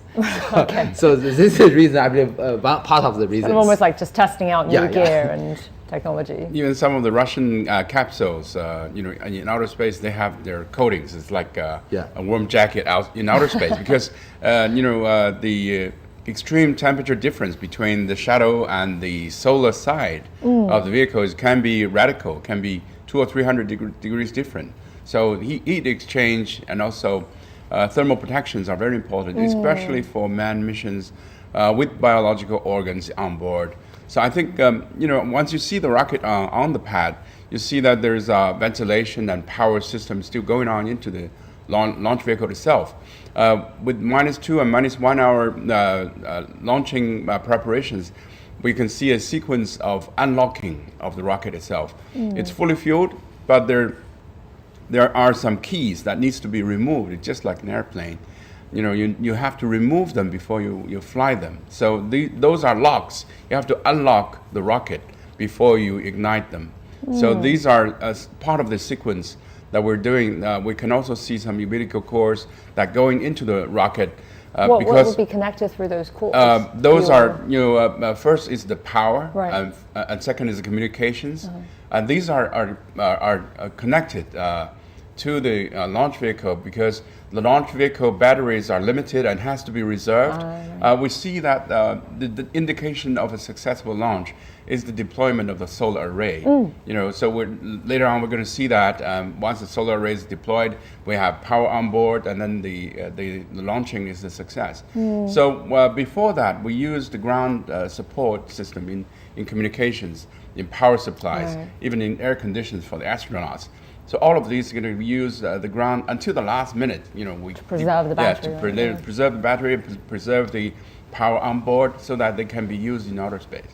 What Yansong has already mentioned, the transfer of the power supply is a very critical milestone for the launch sequence. You know that, as Yansong has mentioned, we use both on the launch vehicles and also on the Shenzhou spacecraft, we use the storage batteries, sometimes zinc silver batteries, some lithium batteries to store the electricity. But you know that the capacity is limited, so we hope that we can remain more to the orbit, so it can increase the reliability and ensure the safety of the mission. So for most testing, we conducted that utilize power supply on the ground with the cables connected to the launch vehicle and the spacecraft as well. So you can see that at the moment you can still see that the 4 platforms, only the top ones are still closed, and now we are open another one. The very but bottom even one, after all these 4 platforms are opened, still we can see some very small arms connected to the launch vehicle. On these arms, we have the cables, we have the pipes connected to the launch vehicle, and they can not only provide the electricity, but they can also provide some gas, liquid to the launch vehicle. So this is a very important facility on our launch complex, and usually before the launch, before the rollout of the launch vehicle from the VAB to the launch pad, usually we will also have conducting some tests to ensure all these facilities goes well. So this is very important to ensure the successful launch. So that is the reason when I say that the launch itself is not only the business of the launch vehicle itself, the launch site system also plays a very, very important role. And moreover, to have all these data, you can ensure or you judge whether it is correct or not. You need the TT and C system, and you need the data handling system. So all these systems are very, very critical for the launch itself. It is also very interesting that, before the launch, we must ensure that in the dropping area of the substages, in the drop area of the boosters, we must ensure it's already safe enough. do not have residents How inside. accurate can that be? How accurate? It's cannot be 100% accurate. So there is a theoretical landing point, but usually surround this landing point, we have a dropping area because we have errors and also the influence of wind. It's all calculated on the trajectory of the spacecraft. Maybe several hundred basically at village level. So just before, so that is the reason why it costs more money if you launch this inland. So if you launch the launch vehicle on the seashore, the dropping area will be located in the sea. It's much simpler. But do they still need to retrieve all the parts from the ocean? Is there an obligation to do this? They just make sure that the residents are safe. You know, a normal practice is to collect all the villagers, go to a movie. Exactly. Collect the people. Collect the people and move them to safe areas to, let them enjoy a movie, and then the drop zone is done, and they can return to their home. If there are damages, we compensate. For that. But there's no requirement in terms of safety or security issues to retrieve these parts that have been No, jettisoned. it's not mandatory. It's not. Okay. Sometimes it drops in a very remote areas. So basically, it's designed in such a way. So that's why Hainan, because the drop zones are in the ocean. Right. So we don't have to recover from the ocean. But we do have, a new generations of rockets that can recover back to Earth. It's like SpaceX. They launch and they recover the engine, and so that they can quickly reuse them again. So these what we call reusable launch vehicles instead of expendable. Traditionally, we call these are expendable launch vehicles. Right. You launch them once and you abandon them. But new technologies are coming. Commercial companies are picking up these technologies that they want to recover the first and second stage of the launch vehicle, so that it can be reused again and cut the cost of the launching. Would these reusable parts be more viable financially too? Yeah. I imagine the cost of making something like this would also be pretty big, and the retrieval. Normally, it's calculated by the kilos per orbit. 1 kilo is roughly $10,000 for 1 kilo payloads on board. So let's look at the screen. You can see that, as I mentioned, the platform, the rotational platform on the bottom, or the fourth one, has already opened. We can now see the 4 boosters. Each of the booster of the Long March 2F have a diameter of 2.25 meters, and each of the booster have 1 rocket engine with a thrust about 75 metric tons, with the same thrust of the engine used on the first stage. In the core stage of the first core stage, we have 4 engines, each with a thrust of 75 metric tons. So the total liftoff thrust of the launch vehicle is 600 metric tons. So that is liftoff thrust of this launch vehicle. We're hearing again the ground stations checking in.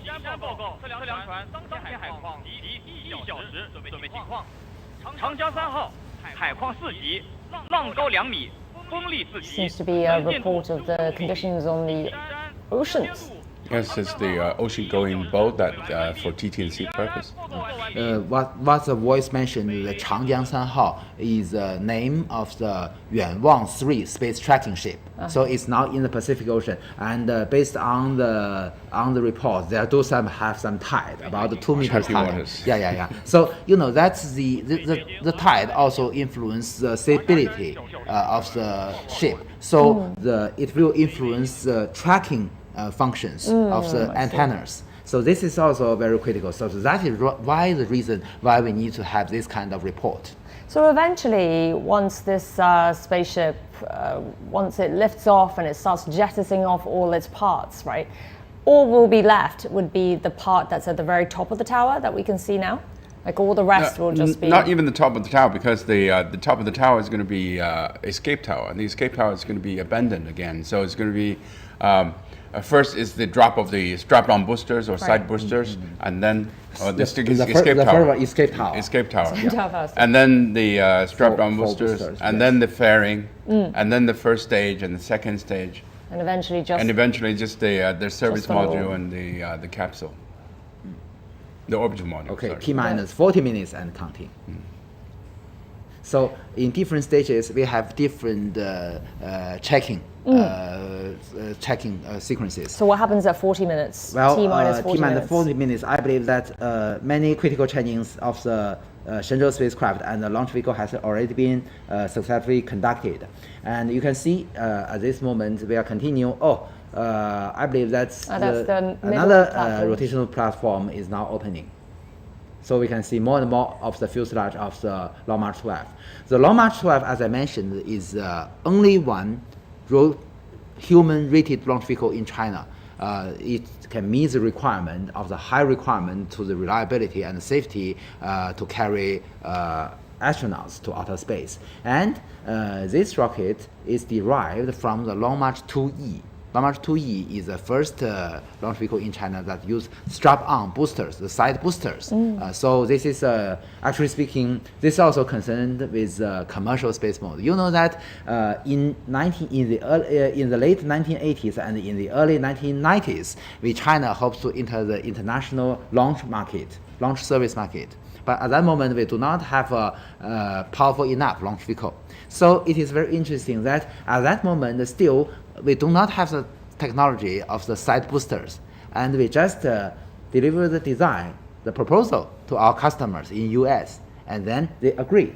And then we get the chance to design and make this Long March 2F and conducted some flight test, and then to utilize this in the commercial market. So this is the story.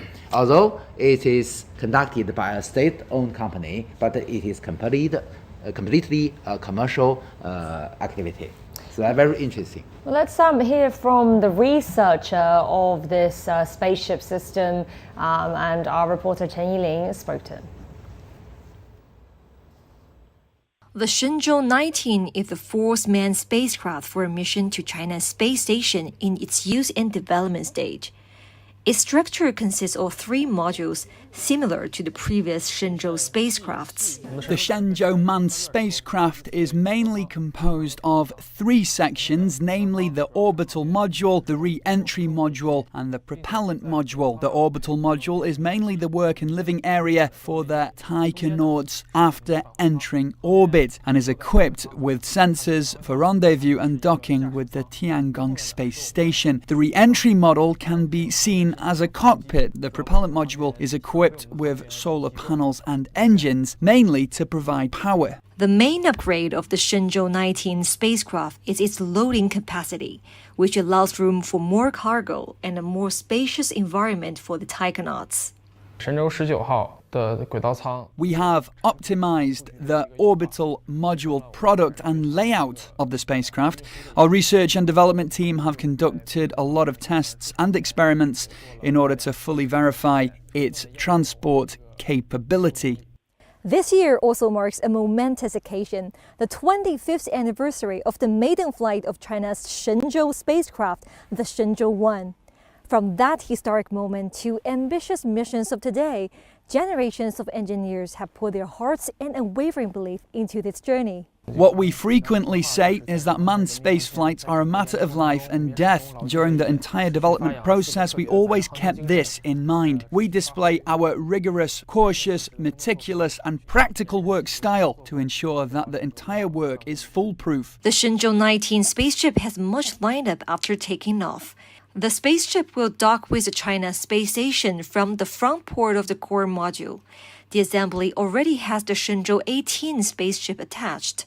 The Shenzhou 20 spacecraft is also standing by at the Jiuquan Satellite Launch Center for emergency rescue. Qingling, CGTN from Jiuquan Satellite Launch Center. So the Long March 2F rocket that's lifting the Shenzhou 19 crew is China's only manned carrier rocket. It has now been 25 years since the model's first flight. Here's Sun Ye with more. For the Shenzhou 19 mission launch, the final leg of the journey for its spacecraft and carrier rocket combination starts from here at the iconic assembly tower here at the Jiuquan Satellite Launch Center. The transport to the launch pad process has the rocket and spacecraft combination moving upright or along. In China, this way of transporting upright or vertical has started with the Long March 2F rocket. The three vertical mode refers to vertical assembly, vertical transport, and vertical launch. The Long March 2F rocket is China's first three vertical mode rocket. Subsequent rockets such as the Long March 5 and Long March 7, which are currently in service, as well as the future next generation manned rocket, all use this three vertical mode. Ever since the rollout process, the Long March 2F rocket responsible for the Shenzhou 19 mission has stood tall and straight. Its uprightness gets further fine-tuned after propellant loading. You can see four green column-like support arms. Through these, the rocket's verticality can be precisely controlled. Generally, it is adjusted to within 1 minute, that is, within the range of 1/60th of a degree. 25 years ago, in 1999, it was a Long March 2F rocket that sent China's first experimental spaceship, the Shenzhou 1, into space. That was the rocket's first flight. As China's only manned carrier rocket in use at the moment, it has an all-success track record, and is still improving. 孙烨 CGTN 酒泉甘肃 Province. So earlier when I was speaking to Wu Lei, he mentioned, after having reported on so many launches and returns, that this is one of the earliest launches for a manned space mission that he's aware of. Normally, I guess they're in the evenings. So what do you think the considerations are for this particular timing at 4:30 in the morning?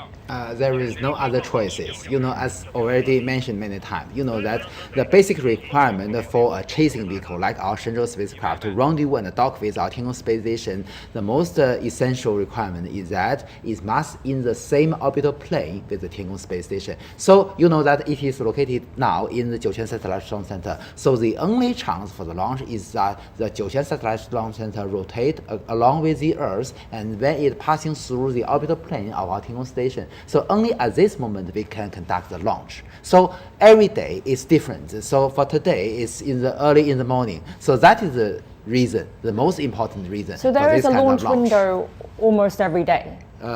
Theoretically speaking, there are launch window every day, but that's based on the case that you don't care how much time you need from the launch to the rendezvous with the Tiangong space station. But as we've already discussed, today we adopted a fast rendezvous and docking. To entering the same orbit plane is one matter, but how the distance is this in the same orbit is another matter. So for the fast rendezvous and docking, theoretically speaking, it do not have chance every day. So for this kind of 6-hour or even shorter fast rendezvous and docking, it is a more strict requirement to the relative position between the chasing vehicle and the target vehicle. So for this kind of requirement, usually it do not have the launch window every day. And also, usually to make more of these chances, we need active orbit maneuver of our Tiangong space station to change its what we call the phase, or with the change of its altitude, we can change the period of the whole orbit, and then with this, we can change the chance to have a fast rendezvous and docking. So put it simply, if you want to have a quick and efficient launch and quick rendezvous, now is the time. But you can choose other times, but it consumes more gas, more power, more fuel, and takes longer time, and increase the safety risks, and also increase the cost and many designs and trajectories. So trajectory speaking, Professor Yang mentioned about the inclinations, the plane, the orbital plane, which is the angle that the space station is traveling in relative to the equator of the Earth. So that has to happen at this moment, because it happens today at this moment at 4:27 that these two vehicles are going to be traveling at the same plane. And then you can have a quick rendezvous and docking without too much maneuvers in orbit, which also can cause issues. So essentially, they picked this time for being the most efficient and the because fastest. you know that for every Shenzhou spacecraft, we only have limited propellants installed. Right. So that is the reason we hope that we can save more propellants during the chasing phase. So with this measure, we can save the propellant. Okay. I think we're about to hit the countdown. Okay, T minus 30 minutes and counting. So this is we are more closer to the launch. So Shenzhou 19 will be launching in 30 minutes time, and looking at that full view of the launch tower there, and we've got just one more rotating platform left. Is it one or two? I can't really tell now from this angle. I think there are two. Two more left. Now we can see still there are two rotational platforms closed. The two in the middle that's still two in the middle. waiting to open.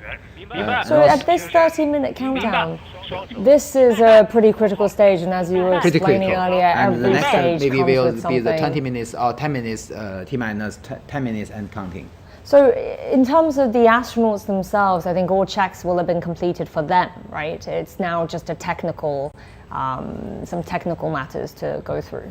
Well, one of the most important check is that to check the airtight sealing of the helmet. So you know that's the IVA spacesuit or the intravehicular spacesuit is the second measure to save their lives. The first is the pressurized module.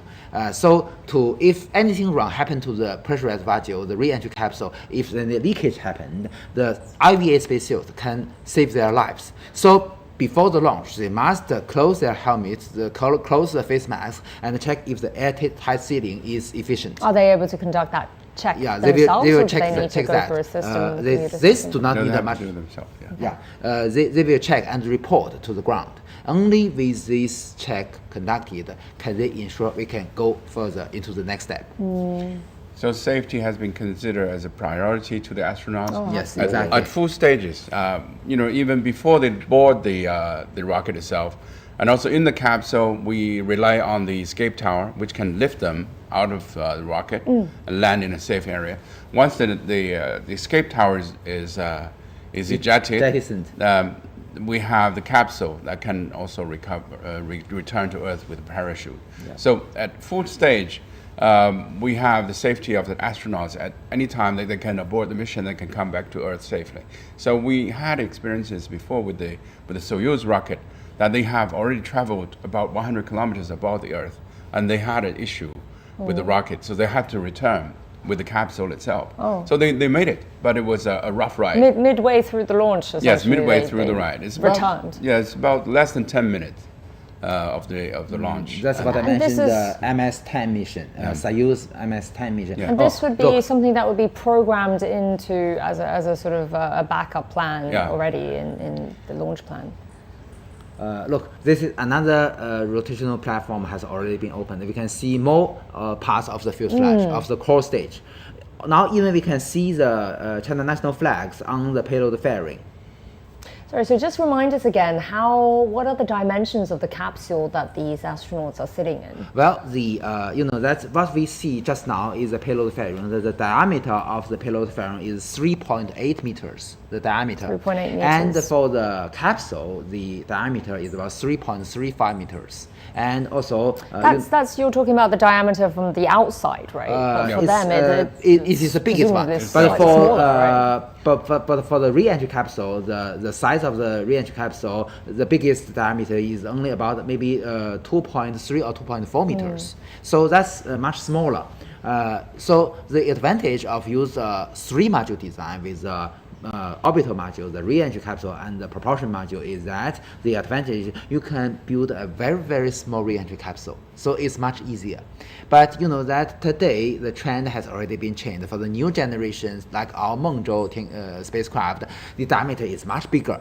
So it makes it possible that with a bigger diameter, the inner volume is already big enough. We do not need any orbital module. So comparing with 3-module design, with the new generation, we can adopt the 2-module design.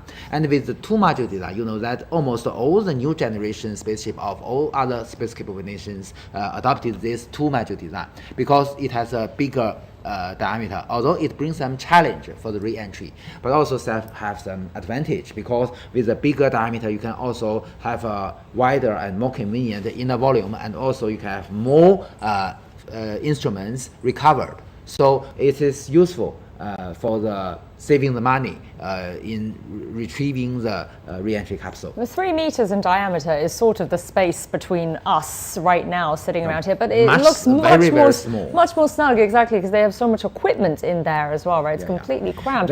I didn't see the astronauts go in with any luggage, shall we say. It's already there. It's already there. In the orbital module. You can see that there are shelves everywhere, and the cargoes just put well and fixed well in the shelves. Yeah. So today, you know that it is very interesting. The role of the orbital module has already a little bit changed. You know that during the years before, they do have the function that it is a habitable area for the astronaut because, you know, as I mentioned, the re-entry capsule is too small, too narrow.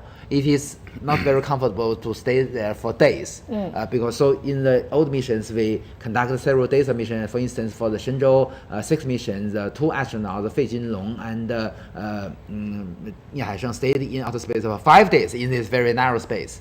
But today, you know that we've already adopted the faster rendezvous and docking. Only we need about 6 hours. So today, the role of the orbital module has already changed. So we hope that we can have more, because it doesn't matter to stay in such a narrow space because only a very short period, only 6 hours. Has it ever been used as an airlock?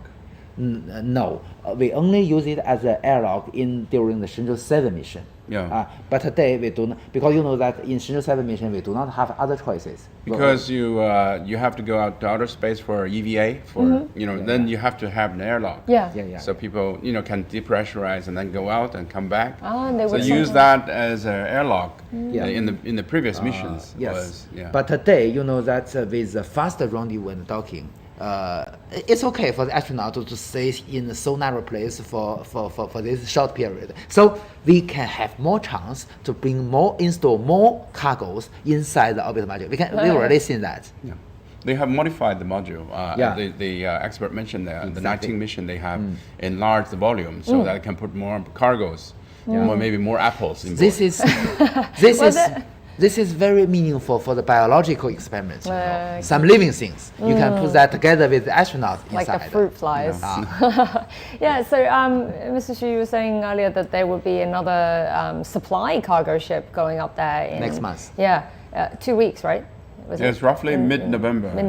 They're planning to. And would that be the only supply ship then for the Shenzhou 19, or would be expecting another one a bit later? The Tiangong 8 cargo spacecraft will both support the Shenzhou 19 crew and the Shenzhou 20 crew, because you know that the interval we launch a Shenzhou spaceship is 6 months, but for the launch of the Tiangong cargo spacecraft, the interval is 8 months. It's different.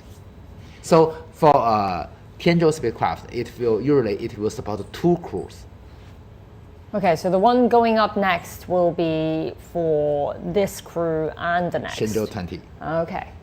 But they have plenty of things to unpack because they have already got the service module, the orbital module fully packed with the bags, and so in the coming 2 weeks they're going to use that time to do a handover job with the Shenzhou 18, and also do a lot of unpacking and packing for the Shenzhou 18 to come back. So they have to do, put the experiments, results, and everything into the capsule of the Shenzhou 18 return capsule, and then wait for the cargoes to come. So it's a time sequence that allow them to work in this period of time with a carefully planned schedule.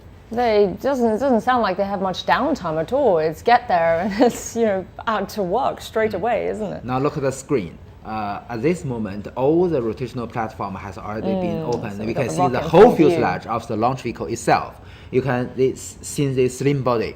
But still, I should emphasize, at this right moment, they still have some arms connected to the launch vehicle, usually in yellow color. You can see that. And also on these arms, there are cables and pipes connected to the launch vehicle. Still, at this moment, T-minus maybe 20 or 30 minutes counting, still we use the power supply, the electricity from the ground. So to stay, as Yansong has mentioned, to save the storage battery on board our Shenzhou spacecraft and our launch vehicle. And several minutes later, we will have a very critical step, as we already discussed, the transfer of the power supply from the ground to the vehicle itself. Yeah, you can see the two umbilical cords. Yes, that's what I mentioned, the arms. Look, yes, yellow I see it color, now, yeah. connected to the launch vehicle. Well, we have 20 minutes or so to go until launch, and let's check in again with our reporter Sun Ye, who's there at the Jiuquan Satellite Launch Center. Sun Ye. 骄阳很不容易啊，在如此临近火箭发射的时候，我们找到了一名火箭专家来告诉我们现在火箭的状态怎么样。我们这回请到了徐珊珊老师，他是中国航天科技集团的专家。那徐老师告诉我们现在火箭的状态怎么样？截至目前吧，我们做了哪些准备工作？给大家报告一下， So let me report to you right now that everything goes well and the rocket actually is functioning well. Right now we finished ODA preparation work and for the control system and also the telemetry work actually is all in the program. So as we know, for the Long March 2F actually is famous for its safety and reliability and also is improving itself. So this time, what kind of the modification we have? So for this time, compared to the Y18, so we have improved 23 items, and we talk about the structural system and also the techniques, and also for the sealing and also the tetanus, and also actually we improved the process of launch. Previously it needed 37 days, right now it's shortened to 30 days.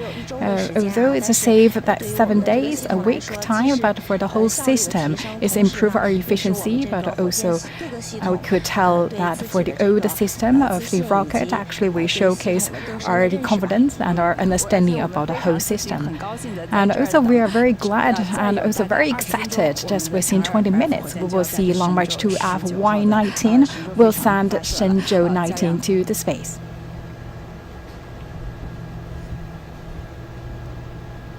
All right, so yeah, thank you so much to you and your guests there. We'll check in with you again later.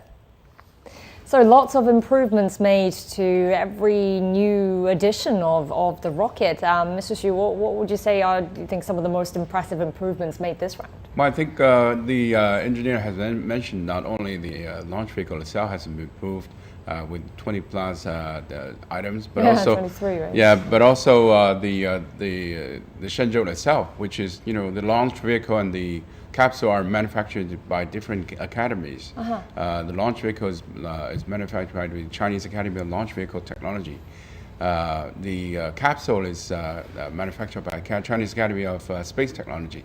So all of them are working together to improve the efficiency, the reliability of the launch vehicle. We know there are changes. If you put a change to, for example, software, there will be a 7% chance that you will have another hiccup with the complete system. 7% chance. Yeah, That's very exact. Yeah. So if you put a change into the system, you have to consider all aspects, and this has been experienced by the Europeans Ariane 5, because Ariane 5 is using the Ariane 4 launch vehicle softwares, but the software was modified in such a way that lots of unfitted software functions were remained in the Ariane 5 launch vehicle. So that had a catastrophic failure for the first launch. So when you make changes, you have to be very careful that this affects the other sides of the complete design. So they made very careful improvement. I think it's very important to increase the efficiency of the launching campaign. She said from 37 to 30 days. That means a lot of manpower saved, and lots of travels, and a lot of logistics, and lots of technical support has been saved. So I think that is a great improvement. to the launch vehicle and the whole system for a more efficient launching campaign. Actually, Professor Yang, there's something I wanted to ask you earlier when we were talking about the IAC. So the theme this year was responsible space activities for sustainable development, right? So how does China's rocket and the Tiangong space station, how does that all fit into this? Well, you know that during this IAC, we also have many events related to the China's manned space activities and lunar explorations. To have a sustainable future, you know that the leaders of China Aerospace, including Mr. Li Guoping and also Mr. Lin Xiqiang, although it's online. Okay, T-minus 15 minutes and counting. So this is also another milestone for the launch. So the commander on the launch site system are ensuring every subsystem goes okay. Go for launch. 15 minutes to go to the Shenzhou 19 launches. Okay, so everything needs to be checked okay. So just during the IAC, that the leaders from China Aerospace expressed that the China always recognize the sustainability is a very important consideration of all space activities, including, you know, that the debris reduction. You know that for all China's launch vehicles, including this one, and also other launch vehicles, after we come into orbit and send our payload into orbit, we will release the remaining propellants into outer space and also discharge the battery to reduce it to the greatest extent the possibility of explosion. So this is a very reasonable measure to ensure that we reduce the passivation. Yeah, exactly. Yeah. And also, you know that to keep the sustainability, you know that we also have already begun to coordinate with other countries, although it may be a little bit earlier, but the possible collision is this lunar space. You know that there are more, as Yan Song had mentioned. Today, the moon becomes another hot point of the space activities of human beings. So there are more landers, orbiters to the moon.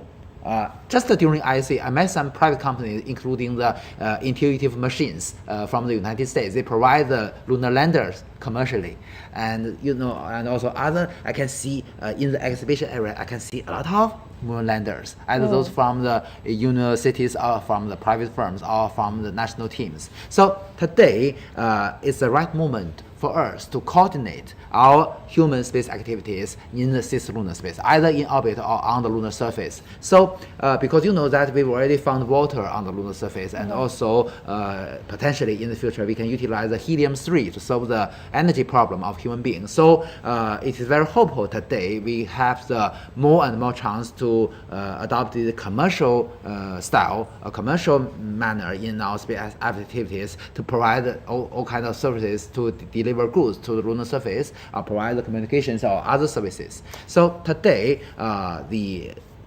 the lunar exploration is not only the business of national teams, but also more and more private firms engaged. And Mr. Xu, how important do you think that is to have the private sector get engaged in this? I mean, what's the advantages that commercial space exploration has? Commercial sectors can provide two aspects. One is financial support to the space program. Another is technical validations to the existing technologies, or maybe new technologies, demonstrations.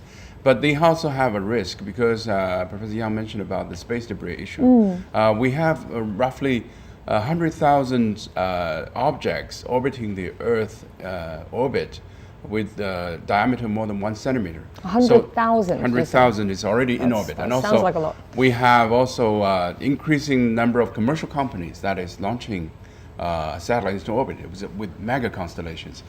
All three astronauts you can see on board, they have also the risk of colliding with space debris. Yeah. So one of the launching campaign has to do is to calculate the orbit, because they have modelized all the space debris, and they have to calculate very carefully the opening of the space debris so that the astronauts can travel to the station safely.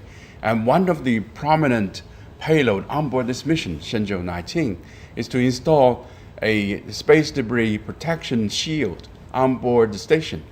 This is going to involve EVA activities. Later on, we're going to see that installation.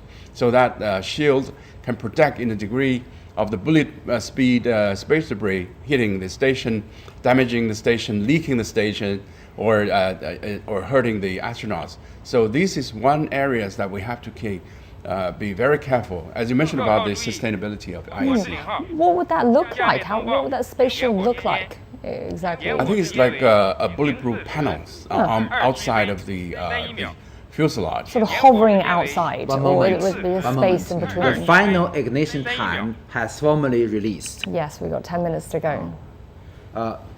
4 o'clock, 27 minutes and 31 seconds. Yes. So that's the accurate time for the ignition. So But we're it's very looking interesting, at that almost exactly 10 minutes from now. Yeah. That it is very interesting that the countdown to zero, the definition in China and other countries are different. In China, the zero moment means the ignition time, but in other countries, for instance, in US, the zero means the liftoff time, the liftoff moment. So it's different for several second interval. So you can always hear the voice during the launch of China when ignition in zero, and the ground team will report the real liftoff time. So what we're seeing now, the 4:27:31, that's the ignition time. So that's accurate. So the launch will be a few more seconds or so following that. So you won't see fire, after zero, for 1 or 2 seconds, and then there's a fire. But so a little in delay. US, you can see the fire just before zero because the ignition is several hundreds ahead of the liftoff. And at time zero, it will lift off. Is it very precise then, the amount of time? Would they know in advance the amount of time between ignition and actual liftoff? Can that be calculated in advance? That's very important. It has to be very careful because the liftoff time is what we call a root parameter. That can calculate. It can be used for a root reference for calculation of the orbit. So once liftoff, there is going to be announcement, the exact timing up to the milliseconds. What time the liftoff? Exactly. So then after we see the ignition, which was announced there, how many more seconds after that will we then see the rocket actually lift off? Yeah. Just 2 seconds. Okay, so it's not a big delay. The ground team will report the real liftoff time, the real liftoff moment, accurate to milliseconds. Yeah, after the liftoff, there's a first announcement. You can hear from there's a parameters. It's going to be announced by the control. So there's going to be a series of numbers. So that number is going to be used for calculation of exact orbit in the coming future. For instance, for this launch, there will be a voice called 起飞时刻动4时27分31秒497毫秒. Would you like to give that to us in English? Okay. Professor Yang? That's an example. So that called the real liftoff time is 4 o'clock, 27 minutes and 31 second and several milliseconds. So that would be phonetically similar to Chinese. So that's so every time the same style. Yeah, but the cruise looks calm and firm, as they call it, and they're ready to experience. They still haven't two of them their... are first timers. Yeah, they still haven't put their visor, the helmet on properly, have they? So you can see Miss Wang Haoze sit nearest to the camera. And already we can see maybe already her face mask has already her face window has already been closed, I believe. Wait, she's the one that's at the bottom of the screen, or the farther one? She's the one at the far end, right? To the bottom of the screen. Bottom of the screen. Yes, exactly. So as I mentioned, she is 03. Usually the flight engineer and all the payload experts sit in this position. And 02, as I mentioned, is Mr. Song Lingdong. He's got the parachute button. Yeah. To control, just not this time, just during the reentry half a year later. I hope he will also conduct a vertical landing. But that would be impressive. It'd be that something would be to remember more for him. For all the 3 crew members. And especially for him being his first time up there and the first time return, if you get a vertical landing.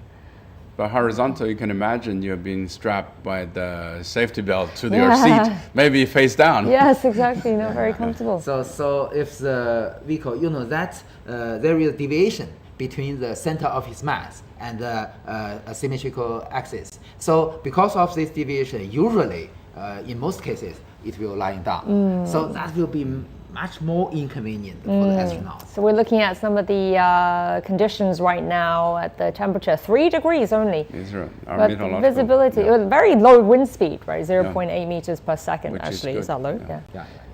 Actually, Good speaking, it visibility. is deep autumn in Jiuquan Satellite Center, much colder than Yeah, the than night here, of right? Beijing. We can see Miss Sun Ye, the very, very sick close. Yes, definitely. So, 5 more minutes to go till ignition time. And what, just talk us through what the astronauts will be experiencing during the launch before they reach all the orbit. parameters, and also maybe, as I mentioned, maybe they will already close their face masks, and also. That's the 5 minutes countdown. 5 minutes and counting. But the astronauts won't be able to see outside at the first stage, and then after the jettison of the escape tower and the fairing, they're going to have a little window they can see outside. Yeah, see the horizon. The what we call the launch azimuth, or the flight direction of this Long March 2F is going to the east, and then a little bit to the south. So maybe at the separation of the second stage and the Shenzhou spacecraft, maybe they can already see the sunshine, maybe. And at that moment, they can have the light from the window. And Mr. Xu, can you give us a sort of equivalent of what it would feel like to be an astronaut during this whole, after the liftoff, especially with the G-force and everything, what would it feel like to us, if we can find something? If you can imagine you're in a car, in a sports car, and you accelerate very quickly, it's like an airplane or even faster. Then you go vertically, but you're going vertically up with the acceleration, and then that would happen in the first, let's say, 10 minutes. The first 3 or 4 minutes, you get very quick acceleration, and there's what we call a max Q, the biggest time biggest stress that you can experience in the launching. The biggest stress. Yeah, and then there's also issues what we call a pogo. Sometimes it go up and down. Oh. And vibration. Then, vibration. It's a vertical vibration we call pogo. And then after like 10 minutes, and then there's a seize of the engine, and then you feel microgravity. You don't feel anything. It's like floating in space. So that's the whole process of launching. I think usually the thrust of the engines is the constant value. But okay, 3 minutes. T-minus 3 minutes and counting. But that the propellants become less and less. So the acceleration becomes more and more. You can feel more and more G-forces. So that is very normal. So usually the max G-forces happen during the separation of the stage. So that is the reason.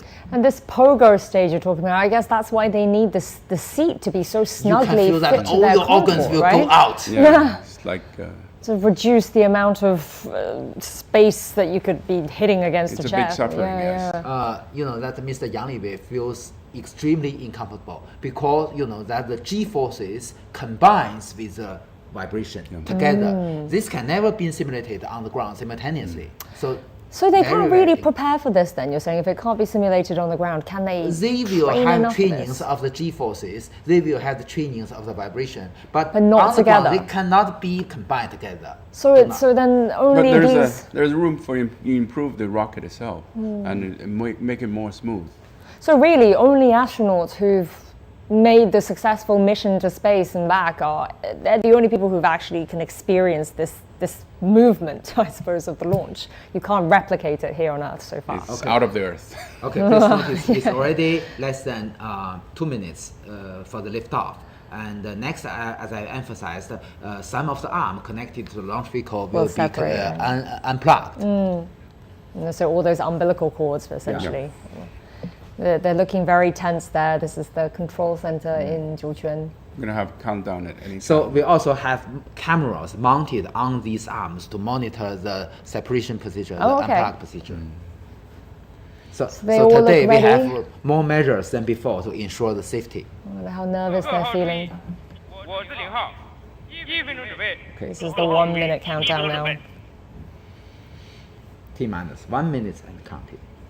That means everything has to be in green light. Mm. Nobody has to press the red button.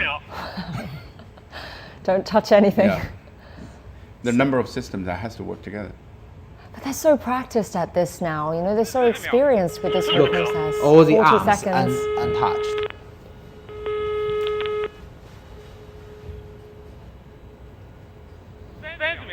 Mm. 30 seconds to go. So the transfer of power supply also accomplished. Mm. So the rocket is on its own. Seconds. Maybe the astronaut will salute. Yeah, normally. I feel the tension. 10 seconds. 5, 4, 3, 2, 1. Salute.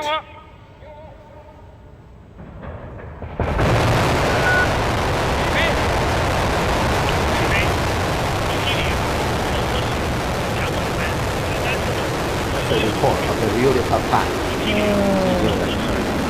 And the tower is cleared now. I counted as well after the ignition, about 2 seconds, yes. So that's it, we've that's a long already march have carrier a rocket. successful liftoff. After about 2 minutes, we will have what Yansu mentioned, the first separation, Right, the jettisoning we'll be watching of that the in a minute. emergency escape tower. This you see is a strap-on booster. Yeah, exactly. So this The is the camera from the camera outside. mounted on the core stage. Yeah. We can see 2 of the 4 strap-on boosters, 2 of the 4 side boosters. So as I mentioned, each have 1 engine. Looking I down. think we're hearing. Yeah. Really? Looking backwards. So nominal tracking. Now we can see that on the right of the screen is the camera mounted inside the re-entry capsule, and on the left is what the camera, as Yansong by Yansong, the camera mounted on the core stage, looking backwards. So at this point, they're not feeling so bad. It's when the boosters come We off. have they're saying G-forces that's and when- vibration, not very comfortable. They're accelerating. Yes. And it became more and more worse because with more and more acceleration, with less and less propellants. So it will get progressively worse. Right now is not the worst part. There's a max Q. There's maximum time. You know. Right. You're in the transonic procedure. So any minute now, I think we'll see the propellants come The off, speed right, is the not boosters. still. It is very interesting that maybe at this, maybe next ceremonies in Beijing, maybe on the top of this building, you can see the trajectory because it's very bright. Mm. And We it's should close get to Beijing. outside. You can see the trajectory of the second stage. Now you can pay attention to the escape tower. It's going to be ejected anytime. Exactly. Yeah. At about 2 It's gonna be minutes. a small fire on top of the rocket. Right, looking at the very point of the rocket. Oh, there it is. It just Great. went. Jettison. Yeah. But still, we have rocket engines on the payload fairing. If anything wrong happens, we can still use the engines to separate the rocket.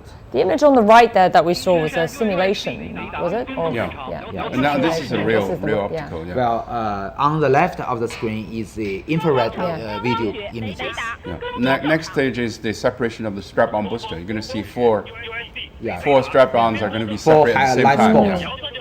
Yeah. Okay. It Looks like it's happening. And this is when the Yeah. villagers will be And glad then the that separation they're of the first watching stage. a film Yeah. somewhere. Okay. The first stage also separated.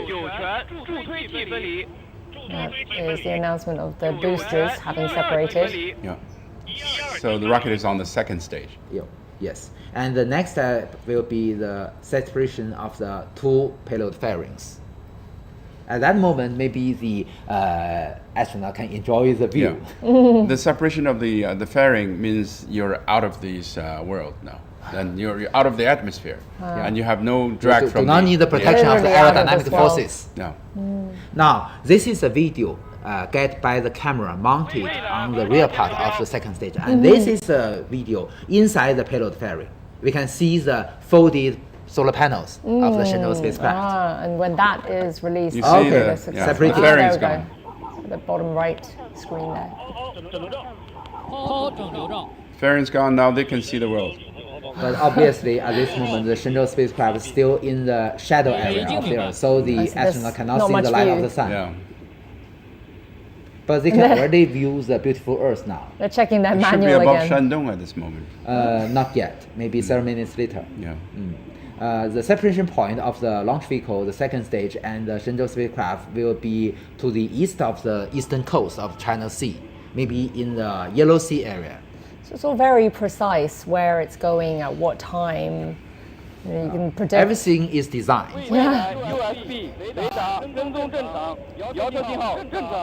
So the USB reader works normally, and also tracking. Nominal tracking, nominal functioning.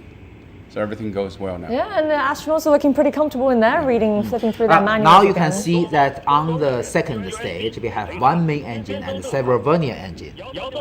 The main engine has a thrust more than 80 tons. And the vernier engine to change the stability and also direction of the second stage. And the next step will be the shutdown of the main engine. But the full vernier engine is still working for several seconds to ensure the accuracy of the trajectory. Now you can see that's the second stage, because it is at night, it's very bright. Yeah. This is a camera mounted on the end of the second stage, looking backwards. So far with the Shenzhou missions, have we ever had a daytime launch? I with think manned missions? we do. Manned missions? Yes, we do. The second stage works much longer than the first stage, although it has a shorter length, has less propellants, but because it only has one main engine, about 80 tons level, so it works much longer. Okay, Qingdao ground station has already have the data link connected to the launch vehicle. But this moment is still to the west. Yes, we're on west, track. Yeah. And then it will fly across the Qingdao. And still have connections with Weinan Station in Shanxi province. That's my hometown. Yeah. Getting a good view there. So you can visit the ground station. So gas is above Hebei at this moment. Maybe in Shandong. Yeah. So after Shenzhou, it's going to be entering the Pacific, and then the boat will take over. Our space tracking ship, our Yuanwang 3 space tracking ship. So we can really draw out the map of exactly where this You can rocket see is the bright passing by flame now. of the vernier engine, and also in the middle is the main engine, very bright. So the vernier engine can have a servo unit to move its direction to change the attitude of the second stage, and also to keep it stable. What period of time are we looking at before they reach orbit? About more than 9 minutes after launch. So I think you can see that the engine is continue to accelerate the capsule so that it can reach roughly 7.8 kilometers per second speed, which is what we call a cosmic speed for not coming back to Earth, but it's circling around the Earth. That's the minimum speed that they request to go around the Earth, and also they're accelerating to the altitude of which is a little less than 400 kilometers above the Earth, which is the station altitude. We said earlier how they chose this time so that the whole rendezvous and docking, the whole process will take less time, 6.5 hours, right? Then what's the longest that China's manned space missions have taken then for this process? For the Shenzhou, for the Tiangong 1 and the Tiangong 2 missions, usually they took 2 days. 2 days. Okay, That's the main big engine difference. of the second stage has shut down, which means that the main acceleration procedure is already being accomplished. And the astronaut now, the G-forces is much less than before, much more comfortable than before. And then with several seconds will be the shutdown of the 4 vernier engines. You can now still see the 4 vernier engines. Well, let's check in now with Zheng Yibing, who's at the Beijing Aerospace Control Center. Yibing, so everybody must be tracking the progress of the rocket there. What's the latest? Shenzhou 19 spacecraft has been launched from the Jiuquan Satellite Launch Center, and we saw the exciting moment of the ignition and liftoff of the flight combination of Long March 2F carrier rocket and Shenzhou 19 manned spacecraft. And this is the 14th manned space flight mission of China.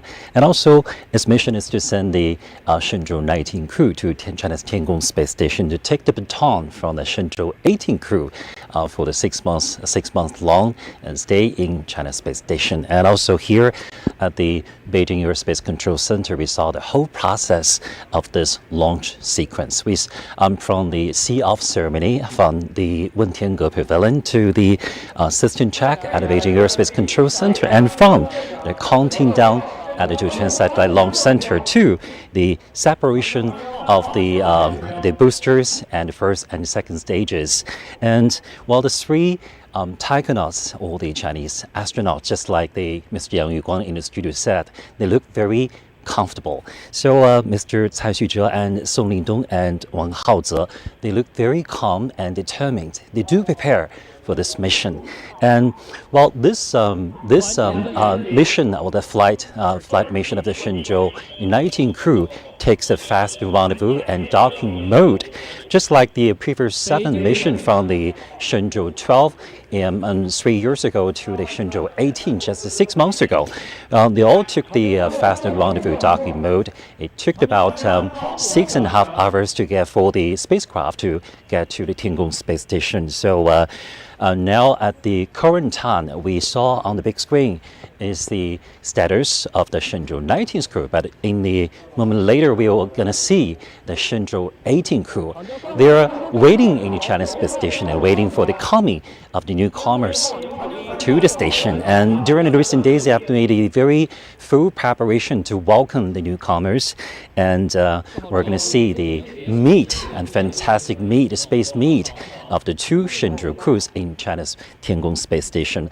Although this is a routine launch mission after China's space station entered its application and development stage, we all see the details, and we also see that is very exciting moment. Just like the crews of the Shenzhou always said in the China space station together, China's space is always worth looking forward to. Back to you. Yibing, thank you so much for being at the Beijing Aerospace Control Center. Just during Yibing's description, we've already seen the successful separation between the end stage and the Shenzhou spacecraft. And now you may notice that the Shenzhou spacecraft is already in the sunshine area. You can see the beautiful curvature of the horizon of the Earth. Very beautiful. This is the camera outside the capsule. Yeah. And so soon we'll be expecting the solar panels to open up, right? Unfolded, will be extended within several minutes. That marks the success. Yeah. Although we don't usually hear the announcement from the control center of the official, with the commander of the launch site system. Now you can see the camera on the propulsion module, which can monitor the unfolding procedure of the launch solar panels. And we just heard some various reports there. And also, as I emphasized, you can see the beautiful curvature of the Earth's horizon. Okay, unfolded.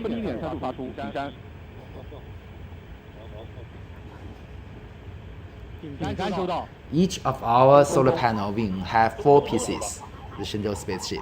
How many solar panel wings does this have? Two wings. Each have 4 pieces. And then we can see the Shenzhou 18 crew in there eagerly awaiting. So we expect the 2 crews to meet by midday Beijing time, right? Exactly. Meet for lunch. The 5th lunch date. The 5th rendezvous of different crew in orbit. Yes, the capsule itself has to find the sun so that the solar panel can be driven by a system called SADA to face the sun to generate maximum power to provide the capsule with electricity. It finds that automatically? Yeah, it has a sensor. And the orbit maneuver to chasing the Tiangong space station will all be done automatically.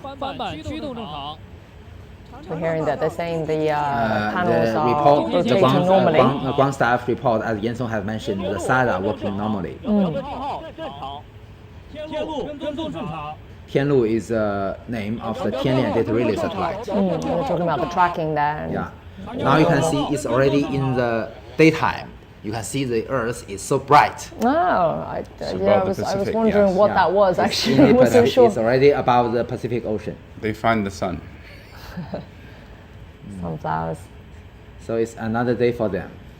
That's the Shenzhou 19 crew speaking to the command center. Oh wait, the other way around. The voice of Mr. Cai Xuzhe. report on the health conditions.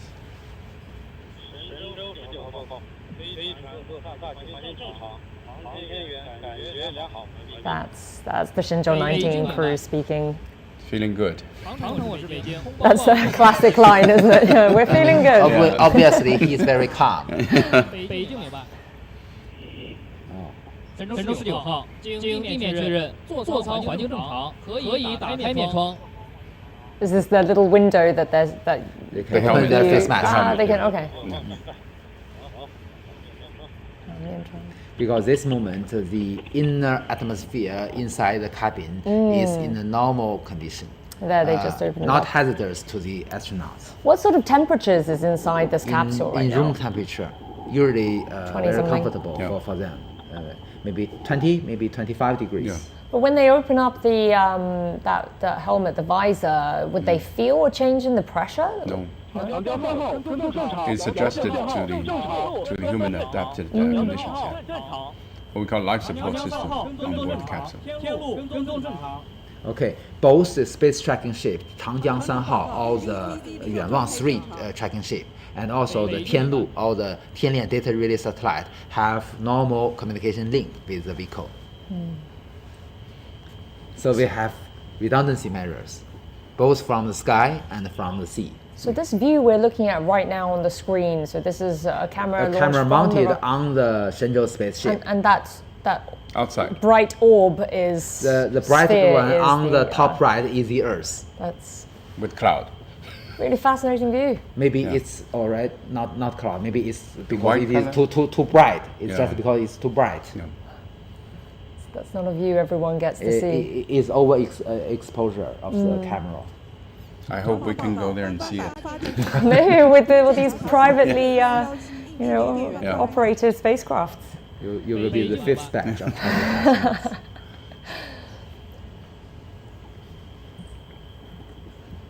As Sun Ye was saying earlier, that the frequency of these launches now, these manned missions, every half a year. This is it's impressive, isn't it? Yes, to maintain the permanent presence of human beings on board the station, you have to do that in rotation every half year. Astronauts do have longer times. They stay in the station. One of the longest one, an American, spent almost 2 years in the station. But when he came back, he said, I went to a foot massage. And the foot massager said, I've never tried a foot so tender. Wow. Now is a video. Oh, this is a 3D animation.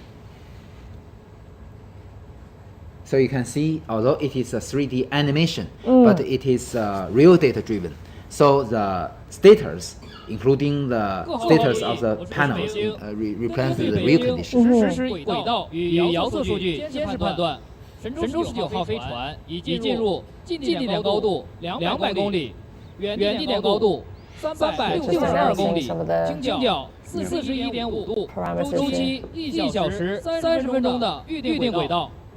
太阳帆板展开，飞船工况正常。 The spaceship is operating normally, the astronauts are feeling good, the panels are open, operating well. Pretty much as expected, everything just went. With that apogee and perigee, it's in the elliptical orbit. It's going to be having another maneuver before it's ready for rendezvous. It has a very small eccentricity. The perigee is 200 kilometers.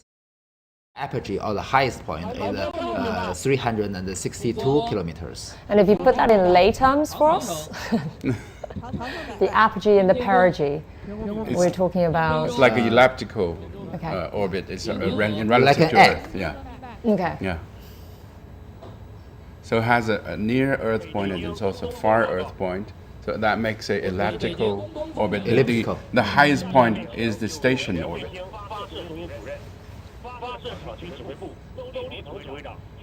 So the commander will announce the success, and we will see the big red screen. Yes, we'll be hearing it very soon. Like my tie. Officials, comrades.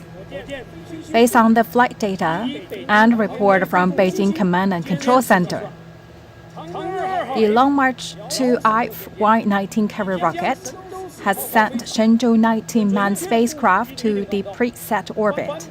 The solar panel has been unfolded successfully and is functioning well. I now declare the launch of Shenzhou 19 mission a complete success. Thank you.